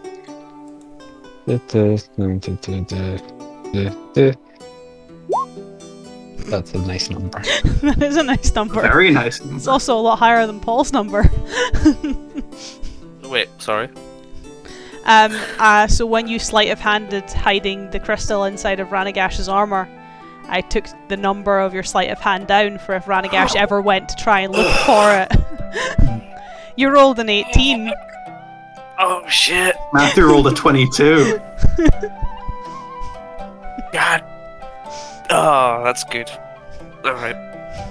As you're investigating yourself, Ranagash, kind of, I guess, searching where the pain was coming from, where the armor was coming from, kind of almost sliding your hand under the leather plates that cover your chest and under your pauldron, you can feel a lump under the leathers. Quite a hard lump. Yeah, Eidolon's gonna kill me. Remove it? Is it attached? Well, you can obviously remove your pauldrons and stuff, that's fine. However, as you go to remove your pauldron, you obviously have a look at it, you have a look at your shoulder pads. Underneath where the stitching, it's more elasticated in terms of the way that it's bound rather than proper stitching. You can see that someone has put something underneath the pad of the shoulder. Can I get it out? Yes. It is about that size. Oh, So geez. like maybe 2 inches across. It's quite flat, though what you were feeling were the ridges of it. It's quite a broken crystal, as it is in your hands it almost looks like it's pulsing slightly. Black purplish crystal that has that very strange galaxy swirl in it as this light is just emanating from the centre. Interesting. You have seen crystals like this before, but none Yeah. of them have been like this. They've either been beaming with light already in a creature, or completely black and inert when Eidolon destroys them. This is almost somewhere in the middle. Not a fan of that. Okay.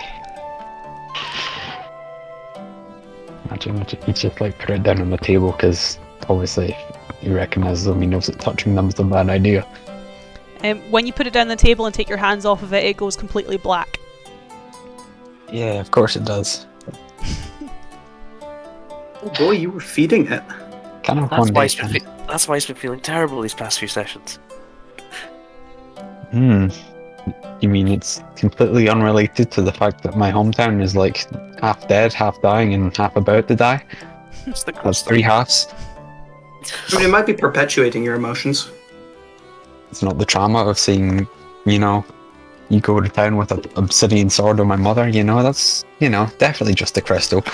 Yeah, just a crystal. Just crystal things.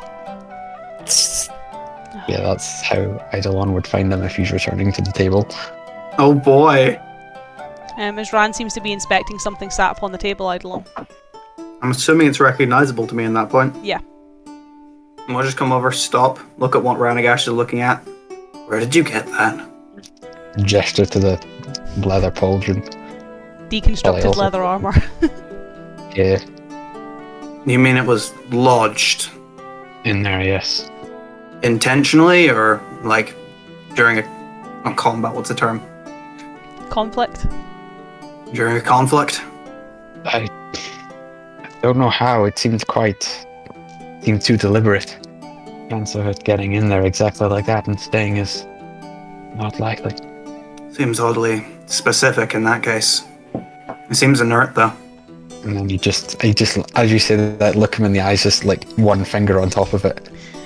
From the point where Ranagash is kind of just poking it, it's kind of almost like that, the static orbs. You watch as from his finger, from the centre of the crystal, just this very faint purple light, almost like a shock or a static bolt, just kind of reaches for his finger before a purple swirling mist starts to emanate from where he's touching it and starts to reactivate the crystal. And then he's like, take it off once this point has been made. Then it just goes black again. Did it seem to be accomplishing anything, latching itself onto Ranagash? Nope, it just seems to be when he touches it, or when he touched it, it was activating. It's the easiest way to describe it for Eidolon's experience working with these things. It's the reverse of what happens when it finds a host. Oh, in a weird way, it's not activating, it's activating Ranagash. Kind of, yeah. More conveying that to Ranagash. These things keep the monsters alive. But in the converse, if you were dead, I'd understand it, but it seems to be... it's doing something to you. Fuck. The way the crystal reacted wasn't normal. This isn't a regular case.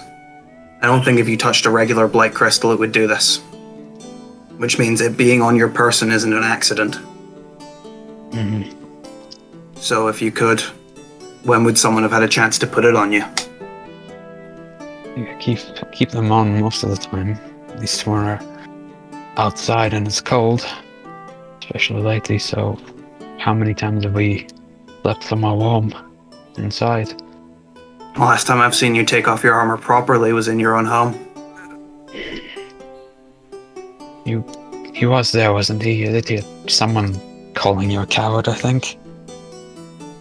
Gairdra was outside in Kinrain, but to my knowledge, you and Marksar were in the room with your mother the whole time.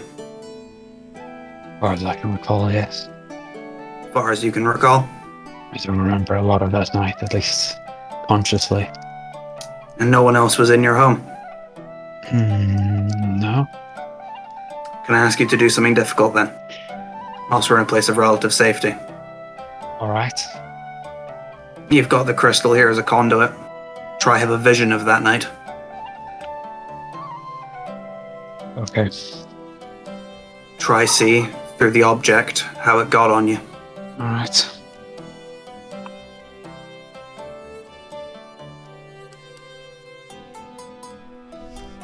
Paul's just slowly backing away.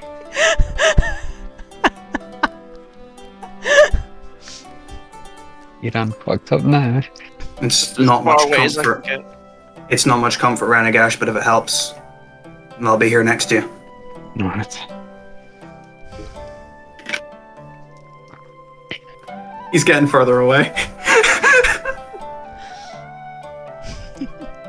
Oh, Paul, 3 deaths to PCs. How does that happen? You know, third time's the charm. Maybe this is the one that actually does it. I mean, I don't have a choice. Yeah. As Ranagash, are you going to attempt to invoke a vision? Is now the best time to play the thing, is it? Because there is still the drunk guy in here, and obviously this is not an overly private place. Do you want to take it up to the rooms that we booked then? Probably not a bad idea. You want to take this to the bedroom, Branagash? Oh, if I get the chance to, because of that statement, I'm going to kill you. As Marksar is brewing off into the corner, Eidolon and Ranagash, you two disappear somewhere more private rather than being out in the open. Also covers your back in case something goes wrong. And I need a wisdom saving throw from you, Matthew, if Ran is going through with this.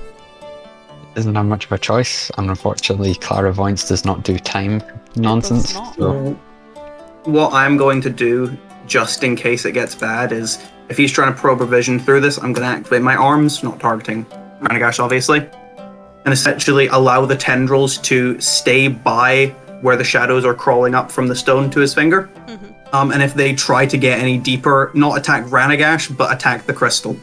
If they try to essentially infect Ran. right. I could force it in this, but I think it's more fun to do it roleplay.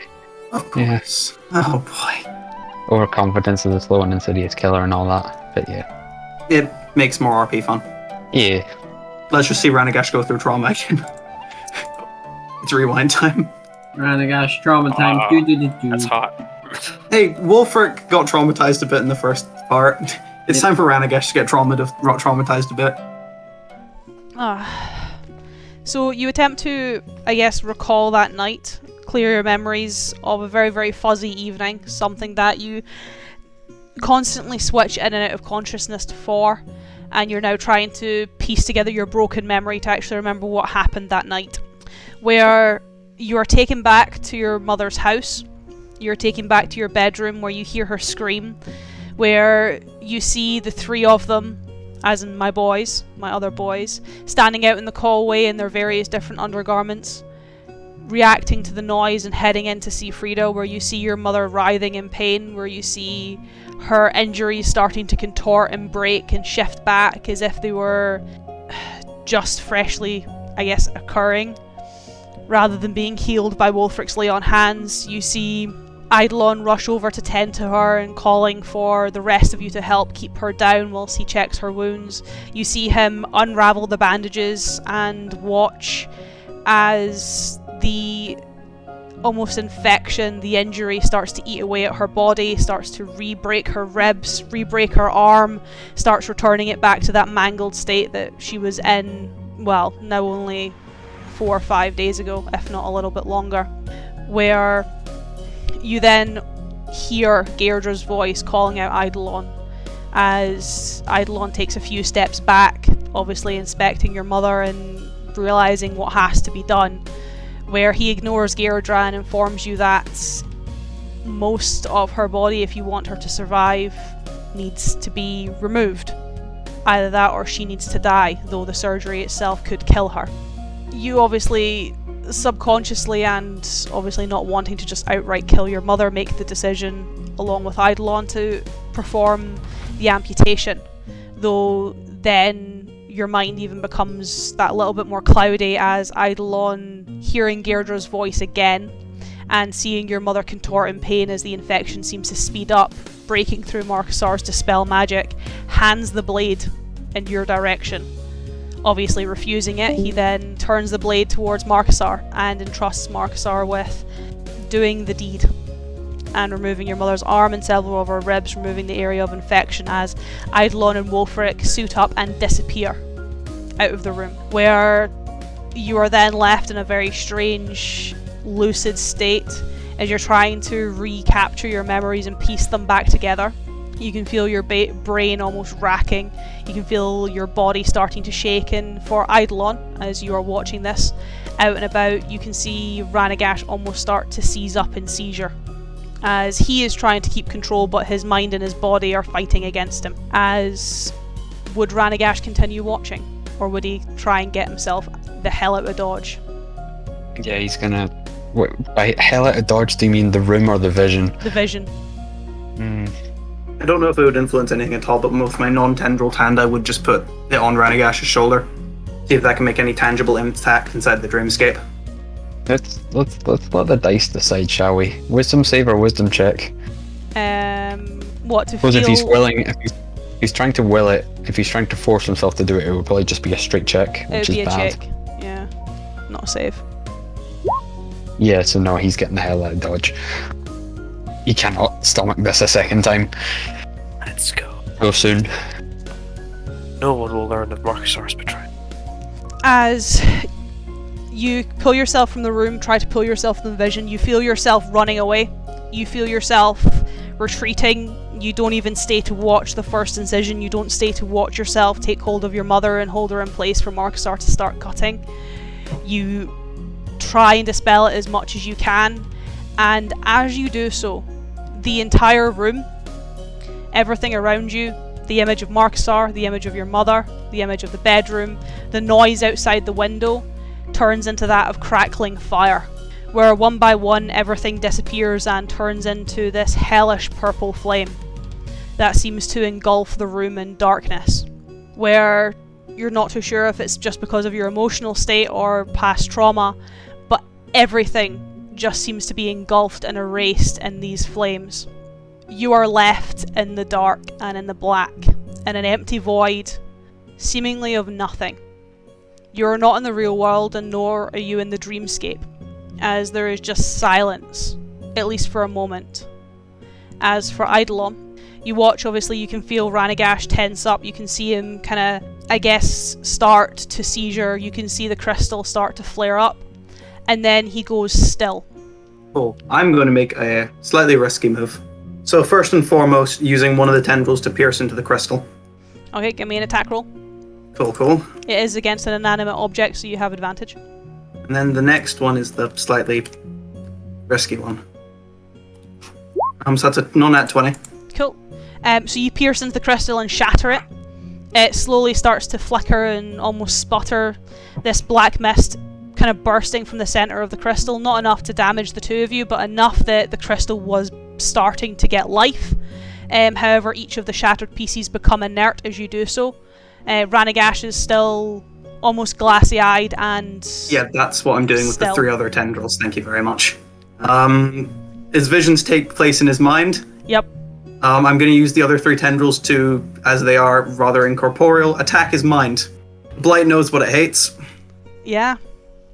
I'm going to try hate it, but physically. Give me some attack So rolls. that's 3 attacks, extra attack, and flurry of blows.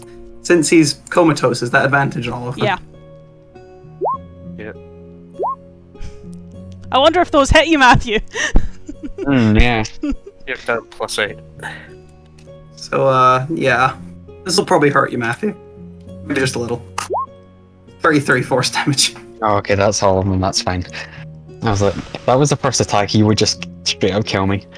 No, I think Oh, that's just one attack, which Yeah, drops that's- you to not a lot of health, if I remember correctly. Yeah, that's... Where am I? I'm about 40% now. Let me actually do the math. I'm there. Can I witness this? We're Him upstairs. attacking Nope, they're in Oh, the you went bedroom. upstairs. Okay, sorry. I thought we were still doing this at the table. My apologies. Yeah, that's about 40%. As yeah, those are my 3 attacks. Give me 2 seconds, I need to grammatically check something. As for Ranagash, Eidolon, you attempt to, I guess, penetrate his mind space rather than his actual body. You start to see that as you do so, you're kind of fighting the blight or fighting something. You obviously don't cause Ranagash any physical damage, but you notice that, at least from his nose and starting from one of his ears, you can see that blood starts to trickle out of them. In a sad way, that means it's working. Well, it also means you could just be killing him internally. Yes, but it would not cause a nosebleed. That's true. The blood would only be coming out of his ears and his eyes, which would be even more disturbing. As for Ranagash, you are in this black void, devoid of anything apart from your own emotions, which is rather haunting in its own way, where you are left but nothing but your guilt, nothing but your fears. Fears for what has happened, what will happen, and what is currently happening. Pulling on every fibre of every part that perhaps you could have done something more, you should have done something more, and knowing you didn't, where everything in the void seems to slowly just eat at you, leaving you alone, where being left with more intrusive thoughts for what seems like a lifetime, suddenly you hear clambering of relatively heavy metal footsteps. Almost as if they're walking on the top of water, you can hear slow ripples, but the footsteps are very tangible, almost echoing in this void, where, leaving you in the state you were in your mother's room, almost curled in a corner, looking up from the blackness of the void, you can see 2 metal sabatons. This jagged black rock that seems to encase a relatively bulky and very tall figure, where you look up to see a very tangible, not translucent or shimmering or blurring, very physical, armoured man. Looking very similar to, well, creature you've now seen in Flame and in Painting. This horned helm, spiked helm, a very skulled face carved as if there was no flesh behind it. Very dead eyes that are just black, you see nothing behind them. Hulking shoulders that again have protruding spikes, pauldrons, plates. There is no sign of flesh, leather or buckle. It just looks like this man is wrapped in heavy, heavy plate. Strangely enough though, the weapon to his side is not perhaps what you'd expect it to be. As you'd perhaps expect something more lumbering, something more heavy, and while he has the sheath for something heavier, this weapon looks strangely familiar and a lot more finessed, as it's that of a longsword. A black longsword, to be more specific. Yeah, of course. However, the figure holds out a hand for you, not leaning down, not bending a knee. At least not to begin with, as the hand is outstretched, though once you look up to it, you can hear the metal of its legs start to creak as it does bend a knee to reach down for you. Not to take you, not to grab you, but to hold out a hand to you, as this thing is nearly double your height. Even, well, if you were standing, never mind crouched. However, when it speaks in a very guttural voice in a language you have heard but still do not understand. Though, one word, thanks to Eidolon, you do understand. As, perhaps in the calmest voice it can give, in its speech, you just hear it say, Hisiratal, Sirti. However, before you can react, perhaps even take its hand to stand up, the void is shattered like glass. From it, very, I guess, Cthulhu-esque or Lovecraftian-esque, tendrils, massive black tendrils made of smoke and sinew start to break through the void, tearing it apart, wrenching it apart, turning it nothing more into a figment of your imagination, removing you from this prison of your mind and sending you falling as the floor beneath you collapses. As you fall through what looks like the heavens and earth, you can even feel the wind against you, rushing against you, as you plummet through the clouds and towards what looks like the treetops of Maiar, where in an instant that feels forever, you are dropped, perhaps thousands of feet, into your actual body, into that little room in the Wavering Longhouse, with Eidolon, I guess, in not a very pretty sight as you're awakened to the taste of blood as the blood from your nose is dripped into your mouth. You feel lightheaded, you feel dizzy, your skin has gone pale, and Eidolon with his arms of his astral self are prodding you, with the crystal now lying in shatters on the floor.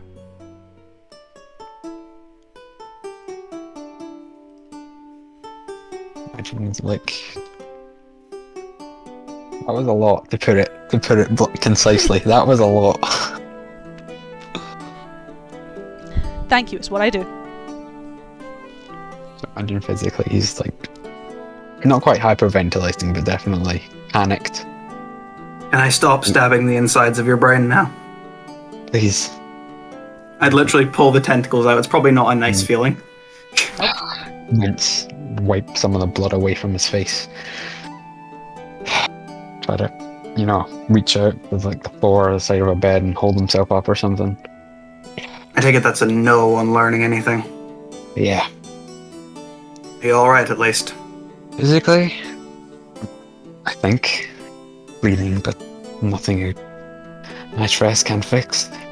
Mentally, emotionally. A lot of questions. Something beyond the vision? There was the vision, and then there was nothing, and then there was, it's like gesture to like where your tentacles would have been if you've retracted them. And there was never quite came of a vision like that before.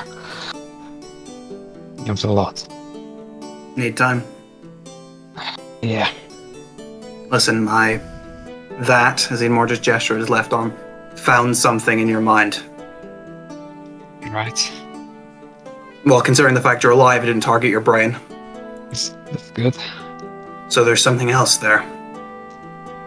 Possibly someone. Elaborate. The Scourge. I'm not in the right mind to attempt that. The Lord. Unprecedented, to say the least. Yeah. Listen, beyond the myths I've told you before, I can't tell you anything about him. All I know is that he came and tried to destroy the world once. He's fucking around in your head. My bet says he's trying to do it again. Seriously wants me for something. Then I've got a task for you. Please tell me you don't want me to do that again. No, get better at controlling your damn visions. It's easier said than done. I know, and you've had 28 years of lax time to do it, and now you're getting to crunch time. You need to start pushing yourself or they'll become everything you are, and so you won't even be here for them. Yeah. If this is happening how it is, you can't let the visions happen anymore. As Eidolon would start and open the door, you need to be the one to make them happen. as I'd leave the door open in case he wants to follow, but leave and head back downstairs, making sure to essentially shovel the blight crystals into my bag. Ranagash, take a moment. Take a long moment. A very, very long moment. Say like 8 hours, you know? Wait until he's called for dinner. Hypothetically. Let's say Hypothetically. hypothetically. I take an 8-hour rest. As Marksar, I actually need to check something for you first. Let's say hypothetically I were to call you submissive and breedable. Never open your mouth again, No. Ewan. Hush, Wulfric. Hush. No, he's making food. He can't us. I need you to give me a medicine check, Marksar, Medicine? with double Um, your proficiency bonus. Ooh. Medicine That's check plus with 8. double your proficiency. Oh. I'm not rolling well tonight. I've rolled twice. I mean, 13 is not bad. As the best you are able to come up with in terms of the supplies that you have at your disposal through your herbalism kit is, Where's my kit? well, 2 herbalism Um, kits and a poisoner's kit. Yeah. Your poisoner's kit more has the stuff to make poisons rather than like herbs and stuff. You get that from your herbalism kit, you're just turning them into something more potent. You're able to, I guess, make them into a salve, make them into a solution that would appear similar to perfume, though its smell is a lot more potent. Though the catch is, you probably shouldn't drink it. Okay. But now, like, how am I supposed to get this on Sophia? Unless I, like, put it all the exits, so, like, when she gets whisked away, there's a chance that it'll, like, you know, get smeared on her or something like that. I mean, you can do the really childish thing of like if she comes to dinner, just be like carrying the vials and then just, oh, I fell. Oh, what a shame. She is coming to the tavern tonight. You're just Yeah. coming to the tavern tonight. Yeah, I can't slip it in her drink or anything like that. No, because that will kill her. That will kill her. This is a poison. I'd say her clothes, but then it's gonna happen at night. I imagine the clothes that she sleeps in isn't the clothes that she's wearing. So it's like, Yeah, but if the clothes that she's wearing have it on her, then it will be on her by the time she leaves. It'll seep through the clothing. I offer to take her coat. I'd be a gentlemanly gentleman. What's Wulfric been doing then this time? Cooking. It's gonna be. I hope it's gonna be something mean. We're making stew. Stew. Yeah, now that Marksar kind of has this, I'm just like sort of spending my time formulating a plot to get on her person, which Paul is doing in real life.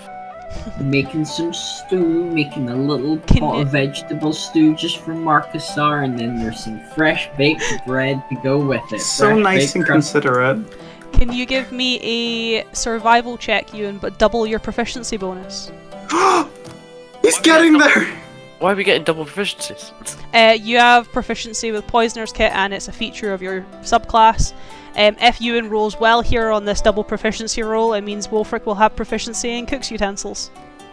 Okay, so slash or 1d20 plus no wisdom, but plus 8. Come on, Ewan. 20. 13. Ah, Let's that's go. still good. That is still good. It's alright. It's two you have fives in a row with a You plus have 8. advantage, Ewan, because Sam's helping Oh, you. So I do. So I get to roll again. Come on, please, please. 27. Yes! You can now add cook's utensils to Wulfric's sheet. Let's go. That happened. As whilst you are coming downstairs, Eidolon, whilst you are finishing up Marksar, as you kind of put your head in your hands and start to contemplate, now that you've got it, what do you do with it? The tavern is being transformed with the most amazing smells. As Wulfric and Sam have started pulling some tables together, pulling some chairs together, as much as they can, or as much as people would like, and started setting up food. Big pots of stew, bubbling and boiling, that just smell amazing, with a couple of fresh loaves of bread, as well as... Is there an option? There is, yes. You even have some sourdough bread. Oh, I Oh. literally just picked up a sourdough bread today. I had some before I came on. It was so good. Sourdough's so fucking good. As like 3 table lengths is filled with food and accompaniments. Whilst they're setting up, just because I want to be able to get this over with so we can hopefully hop back to Wulfric, I would like to go over to Marksar for something. Oh, Yep, in whatever the could it be? background. It's just because then we can essentially move on from this, or move on from Marksar. I'll head on over and take a seat across from him. And you more just get a rather cold stare from Eidolon. Is everything alright? Marcusar, I'm going to ask you one question. And if you don't tell me the truth on this question, it means you'll have already broken the agreement we made back near Kinreen. This is all in Elvish, by the way. Okay, cool. And do you remember what that would mean for you, Marcusar? As I'm going to reach into my bag and take out the crystals and just start dropping them piece by piece onto the table. Wait, now, was I not there when you, like, removed it? Before you disappeared? You will have been too distracted with your own stuff during that. You wouldn't have known the enough. reason why Eidolon and Radagash left. Okay, fair enough. So you'll just see the small bits of the crystal piece by piece falling onto the table. Stew time. Wulfric's so happy in the background. He's got a little song that he sings. Where did you find that? Oh, the strangest of places in Ranagash's pauldron. Though not in pieces, as I'm sure you can imagine. So is it... My question for you, Marcusar, is how did it get there? Looks down at the crystal, looks up at Eidolon, looks down at the crystal, looks up at Eidolon, looks down at the crystal. I mean, if it was in his pauldron, it must have been planted there. Correct. Far too intentional for it to be an injury. No. Eidolon's just staring at you. But it's destroyed now. Yes. So it doesn't... what effect would it have had on Ranagash? Seemingly perpetuating an infection inside him. He has been feeling seeming off these past few days, since Kinreen really. Unlikely related. More likely, it would have probably killed him, or worse. Now, where have you heard that sentiment today? Didn't you say something about killing or worse? Did you put it there or not? Hold on. He's searching for the smallest violin. Falling. He's flipping on it.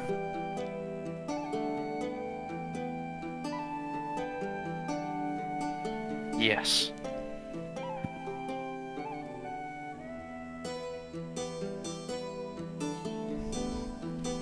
You know the reasons why. Well, Paul, I can congratulate you there. Good option. If I had lied, I As- was dead.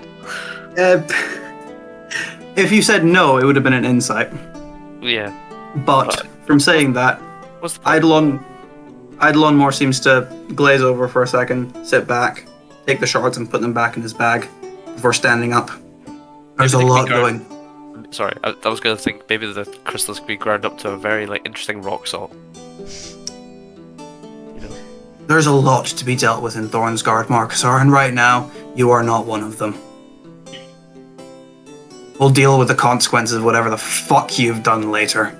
I hope Wulfric burned your stew. This is gonna go over. Wow. I know you were cold, but damn. That was heartless.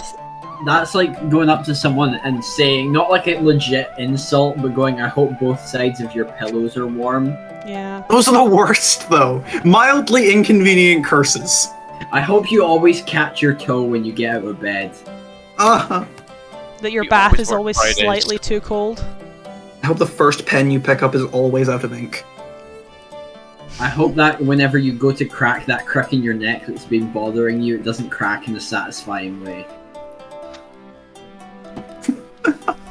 I hope nothing but a mild inconvenience for you for the rest of your life. Yeah, that's exactly what that was. As we get to, I guess, turn away from somber things, if only for a little while. Though the tavern is very quiet in terms of its conversation, as a lot of people perhaps don't want to speak or hold their own grudges. However, there is a lot of noise when food is finally dished out. And a lot of people who haven't had a proper meal in a very long time, or have always had half a meal in a very long time, start to enjoy the meal that Wulfric and Sam have made. Is Sophia here? Not at the moment, at least whilst you're starting to eat. At the moment, as you guys gather to eat at the table, there is obviously the four of you. There is Sam, there is Nicola, but before obviously all of you eat, Sam disappears, heads upstairs, and comes back down with a very, very frail old woman that she doesn't really look old, but it looks like all of her years have pretty much happened overnight. As she is completely glassy-eyed, a little bit straggly in terms of the clothes she is wearing, the way that she's been looking after herself. She doesn't look like she's in the best state physically or mentally. As she comes down and Sam kind of sits her down at the side of the table, hands her a bowl, hands her a spoon, and just more gives her a pat on the back before taking his own seat. Mikhail also comes into the tavern to enjoy some food. And eventually Sophia does arrive. The only person still in town who doesn't arrive is Solor. Though, what do you do, Marcusar? My little thing that I've made. Did you say, is it like a perfume or is it like a salve or something like that? It has the appearance of a perfume, but it's a lot more toxic than that. It's like a liquid? Yes. Okay. You said Sophia, and you said there's one other person who hasn't showed up, so there's 2 available seats, correct? Yes. There won't be like extra seats in around. No, they've kind of set the benches out for enough for everyone to sit down. Where are the 2 available spaces? If it's Sophia, is there going to be like is Wulfric kind of saving her a spot? You I don't think she Or wants to sit with Wulfric. That's what I was thinking. In fact, that's what I need because I need to know where she's going to sit. There are 2 available seats. One is close to the 4 of you. The other one is near the other side of the table next to the old woman who you can presume to be Arissa. Where is she going to sit? I mean, I could just do both, but then that will lead us in 2 trails, and that's not what we need. But then the other trail will just lead us to where the old woman is, and then it'll be like, okay, fine, it's not her. The other one. No, like my plan is to put like some of the stuff onto like the seat, and so like rub through the clothes, soak in a bit or whatever, maybe into the skin. But I need to know what seat she's gonna sit down. Gonna have to toss it, Marcusar. Where's she gonna sit? Top or bottom? So Where's Wulfric sitting? Bottom of the table with the 4 of you. Or 3 of you. so I have the top of the table next to Arissa, Or the bottom of the table next to the 4 of you. Fuck. No, I dropped it. Doesn't count. Okay. Flipped. I landed on tails. So T for top. I'm gonna spray the top of the bench away from us. Cool. Like in a, I don't know, in the most nonchalant way possible. Maybe I like. Do I have it like a bottle or like in a glass or something like that? It's in a vial. It's in a vial. There's no subtle way to do this. Nope. Would I have to use all of it in order to work? Like, do I have one shot at this? You've Or got maybe one. do I have like? You've got one shot at this. Okay. I go to the top of the table. And who's sitting there? Arissa. Arissa and Sam. At the Okay, moment. so it's like Nicola is it's in- there, but he's down in a drink. So the spare seat's between them. Yep. Okay. I guess I'll lean in between them.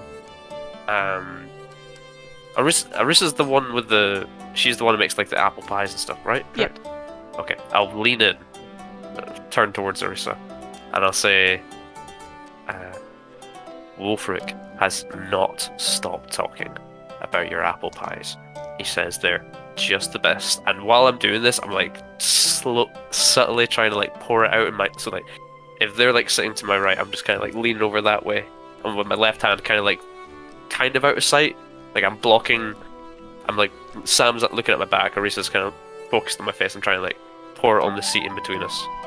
Give me sleight of hand. Oh, I'm not good at these. Oh wait, actually I'm pretty good at these. Don't say that.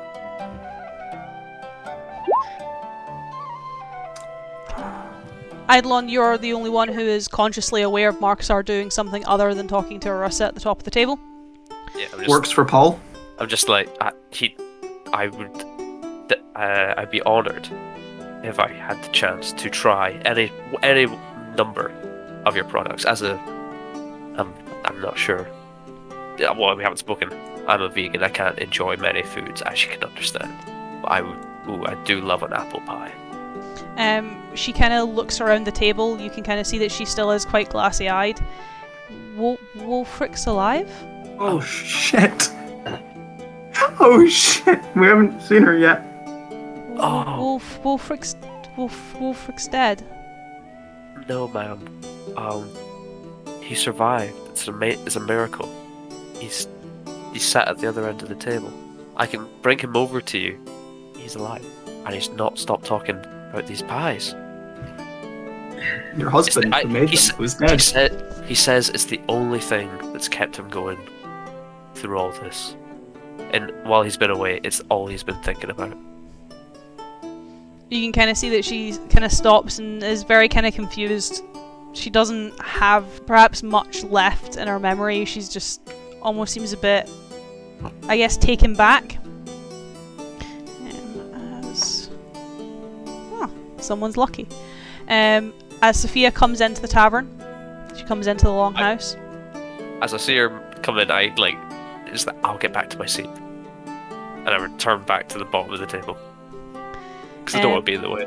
And she kind of comes in, her hair is no longer kind of pulled back into a ponytail, to which case you guys can see that several thin braids kind of frame her face. These very kind of Nordic style braids that put it behind her ear, but the actual length of her hair itself is nearly at her hips. Just this waterfall of red hair. She kind of walks past, blanks the four of you, and goes up the top of the table to sit with Arissa and Sam. Let's go, boys. My other option was to sit at R4, but then be an asshole and put my leg up on the chair there, so no one would sit there. No, you got lucky. Oh, let's go. Is there any conversation during dinner? Wulfric. I met Arissa at the top of the table, and I may have let it slip that you're alive, but she was to find out anyway. Yeah, she was gonna find out anyway. Yes, I inquired about the apple pies, because the way you described them, they sound amazing. She's not doing too well recently, so I think just gotta give her space. I think she'd be very happy to see you, or to speak with you. I'll go say hello in a moment. And then I'll turn to Eidolon and give a wing. I respond with absolutely nothing, and eat the food I have been so graciously cooked. It is good food. Soft, fluffy, warm, in the middle, nice crunch on the crust. Solid stew, decent bits of meat, carrot, a bit of turnip in there. As you're all kind of enjoying it, you just kind of hear from the top of the table, which I guess for Wulfric is a bit telling to at least her attitude. As you just kind of hear from the top of the table, she obviously says it to Sam, but it's very much loud enough and very intentional for at least Wulfric to hear. She's like, there's too much salt in it. Again. You need a 30 or higher to please her. I wasn't directed at Wulfric. Sorry. The bread's not bad though. Saint rule number one of being a hustler. Gotta get them.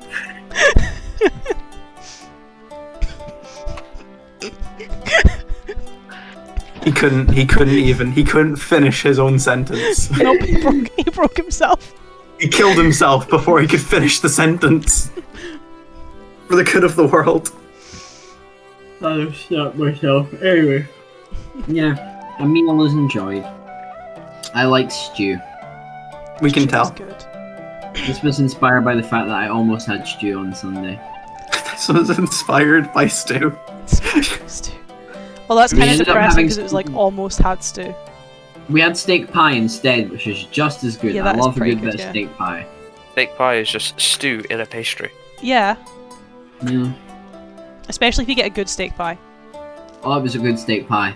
Good quality beef in there. No, I enjoy the food because it's good food. I have no reason not to enjoy good food. Warm sourdough bread, yeah. You gotta dunk a little bit in the stew. Get a little gravy. As you kind of go into that night. What do you boys do?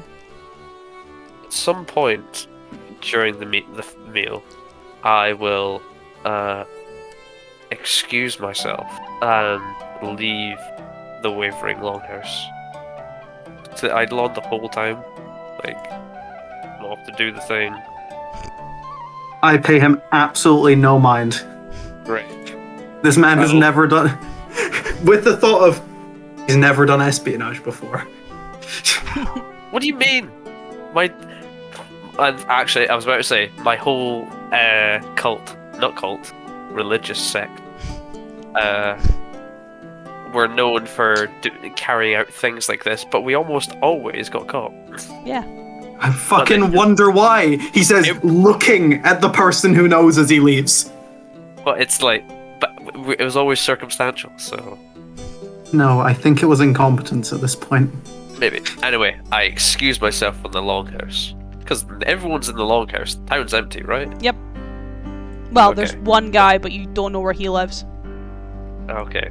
Well, I guess I will still try and lay low and get myself to her shop, the Vine and the Thorn. Give me a stealth. Great. It's only a +1. That's not too bad. As you make your way to the Vine and the Thorn that night, whilst everyone else is finishing up their food, finishing up their meal, what do you do whilst you're there? To get there, with the chalk I was given, I draw the symbol of Vafine. He's very It's pretentious. his last name. It's his last name? Deirdre Vafine. Okay.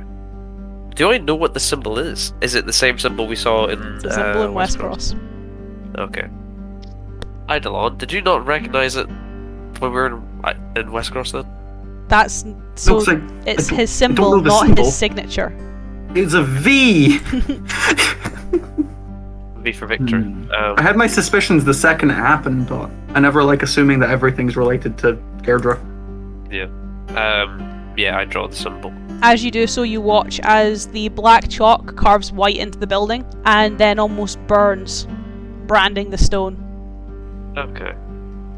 Well, I think I'm fine doing it on the outside of the house. I think with so few people, like, I'm not doing it like on the front door. That's obvious. I'm trying like behind several maybe flower beds, bushes, that Yeah. sort of thing, keeping it just out of the way. she might check that because she's a fucking florist. No, that's the kind of idea. Like, it's not obvious. I'm trying to hide it. So if you were walking past, you might not give it a second look. And then once I've done that, I would return to the Longhouse. Wulfric will go over and chat to Arissa. As you kind of go over, you just hear Sophia. Sam, do you mind if I talk to you? Just about some stuff in town. As he's just half mouth full of stew. Yeah, can we just do it here, or She's like, no, upstairs if you don't mind. Sad, but it makes sense. As she kind of just gets up, Sam kind of shovels another half loaf of bread into his mouth, kind of walks past, leans in. Yeah, she really doesn't like you right now, does she, mate? Deserved. Yeah, just a bit. As he ducks back and heads upstairs chasing after Sophia, as Arissa is kind of slowly picking at the stew. I'll sit down in Sam's seat. Hi, Arissa. Wulfric? Hi, that's me. They said you were dead, and then that man said you weren't.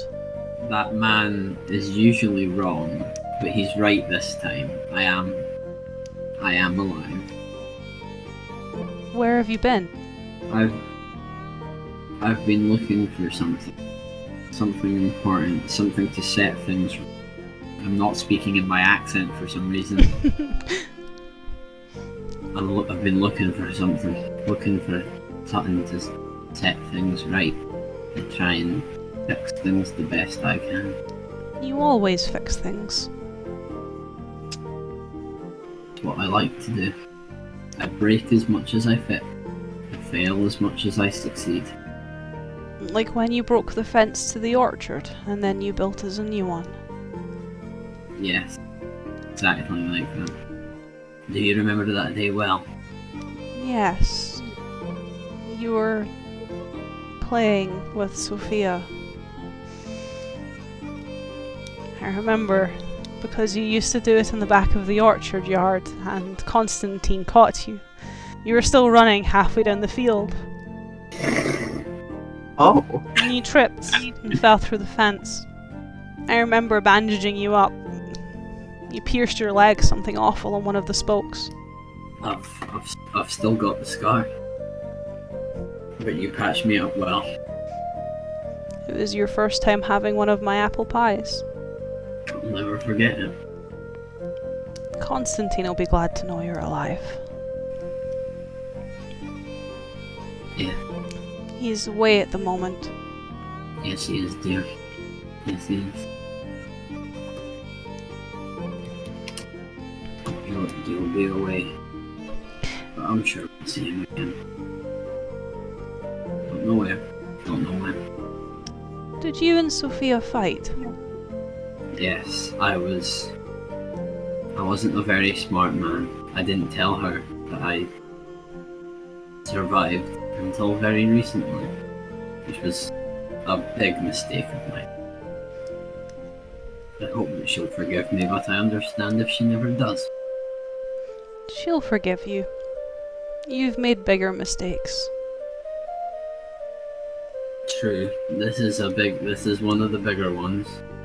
Yes, but it's not putting pesticide on her flowers. Galen switched the labels. I told her this. She never believes me. I feel she will hold that over you more than she will hold this over you. Yes. She kind of like more leans in, kind of just almost like old grandmother hug. It's not something to worry about. She'll know why you didn't tell her. You're right. Yeah. But, you know, when you find the one and you find love, when you're young, you do things together. I think she just would have wanted to do this with you, rather than leaving you on your own. A journey shared better than a journey separate. I have been with Constantine now for nearly 70 years. I know what it's like to be together, and it's better than being apart. You always were the best together. You brought out the best in each other. I was his only better part. You did get so curmudgeon-y all the time. Yes. It'll be good when he is home. We'll have to have one of the good pies. One of the pies. Maybe not one with chicken liver in it. No. But I can't say it won't have beef liver in it.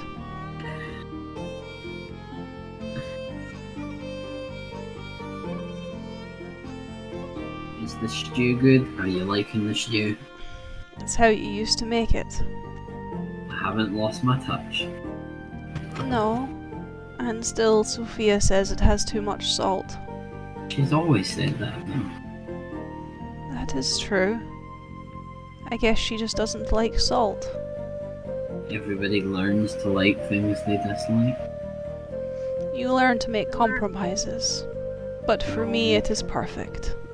Thank you. Your compliments are always the highest honor. If I knew you were coming home, I would have made something for you. I'm sorry I couldn't have warned you in advance. Remind us next time. I will remind you next time. And she kind of just sits, quite tired. You can see that her age is finally catching up to her. And she kind of almost puts her head in the crook of your neck, and starts to almost fall asleep. Wulfric kind of gently rubs her head and Eidolon, with his perfect Passive insane perception. perception, would say that Wulfric's been crying, and just kind of holds her gently.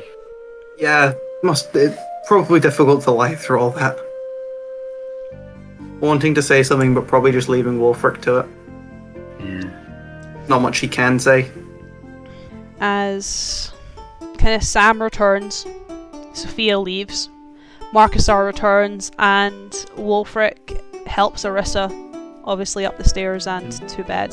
I imagine you do a very gentlemanly thing, and almost very grandson thing.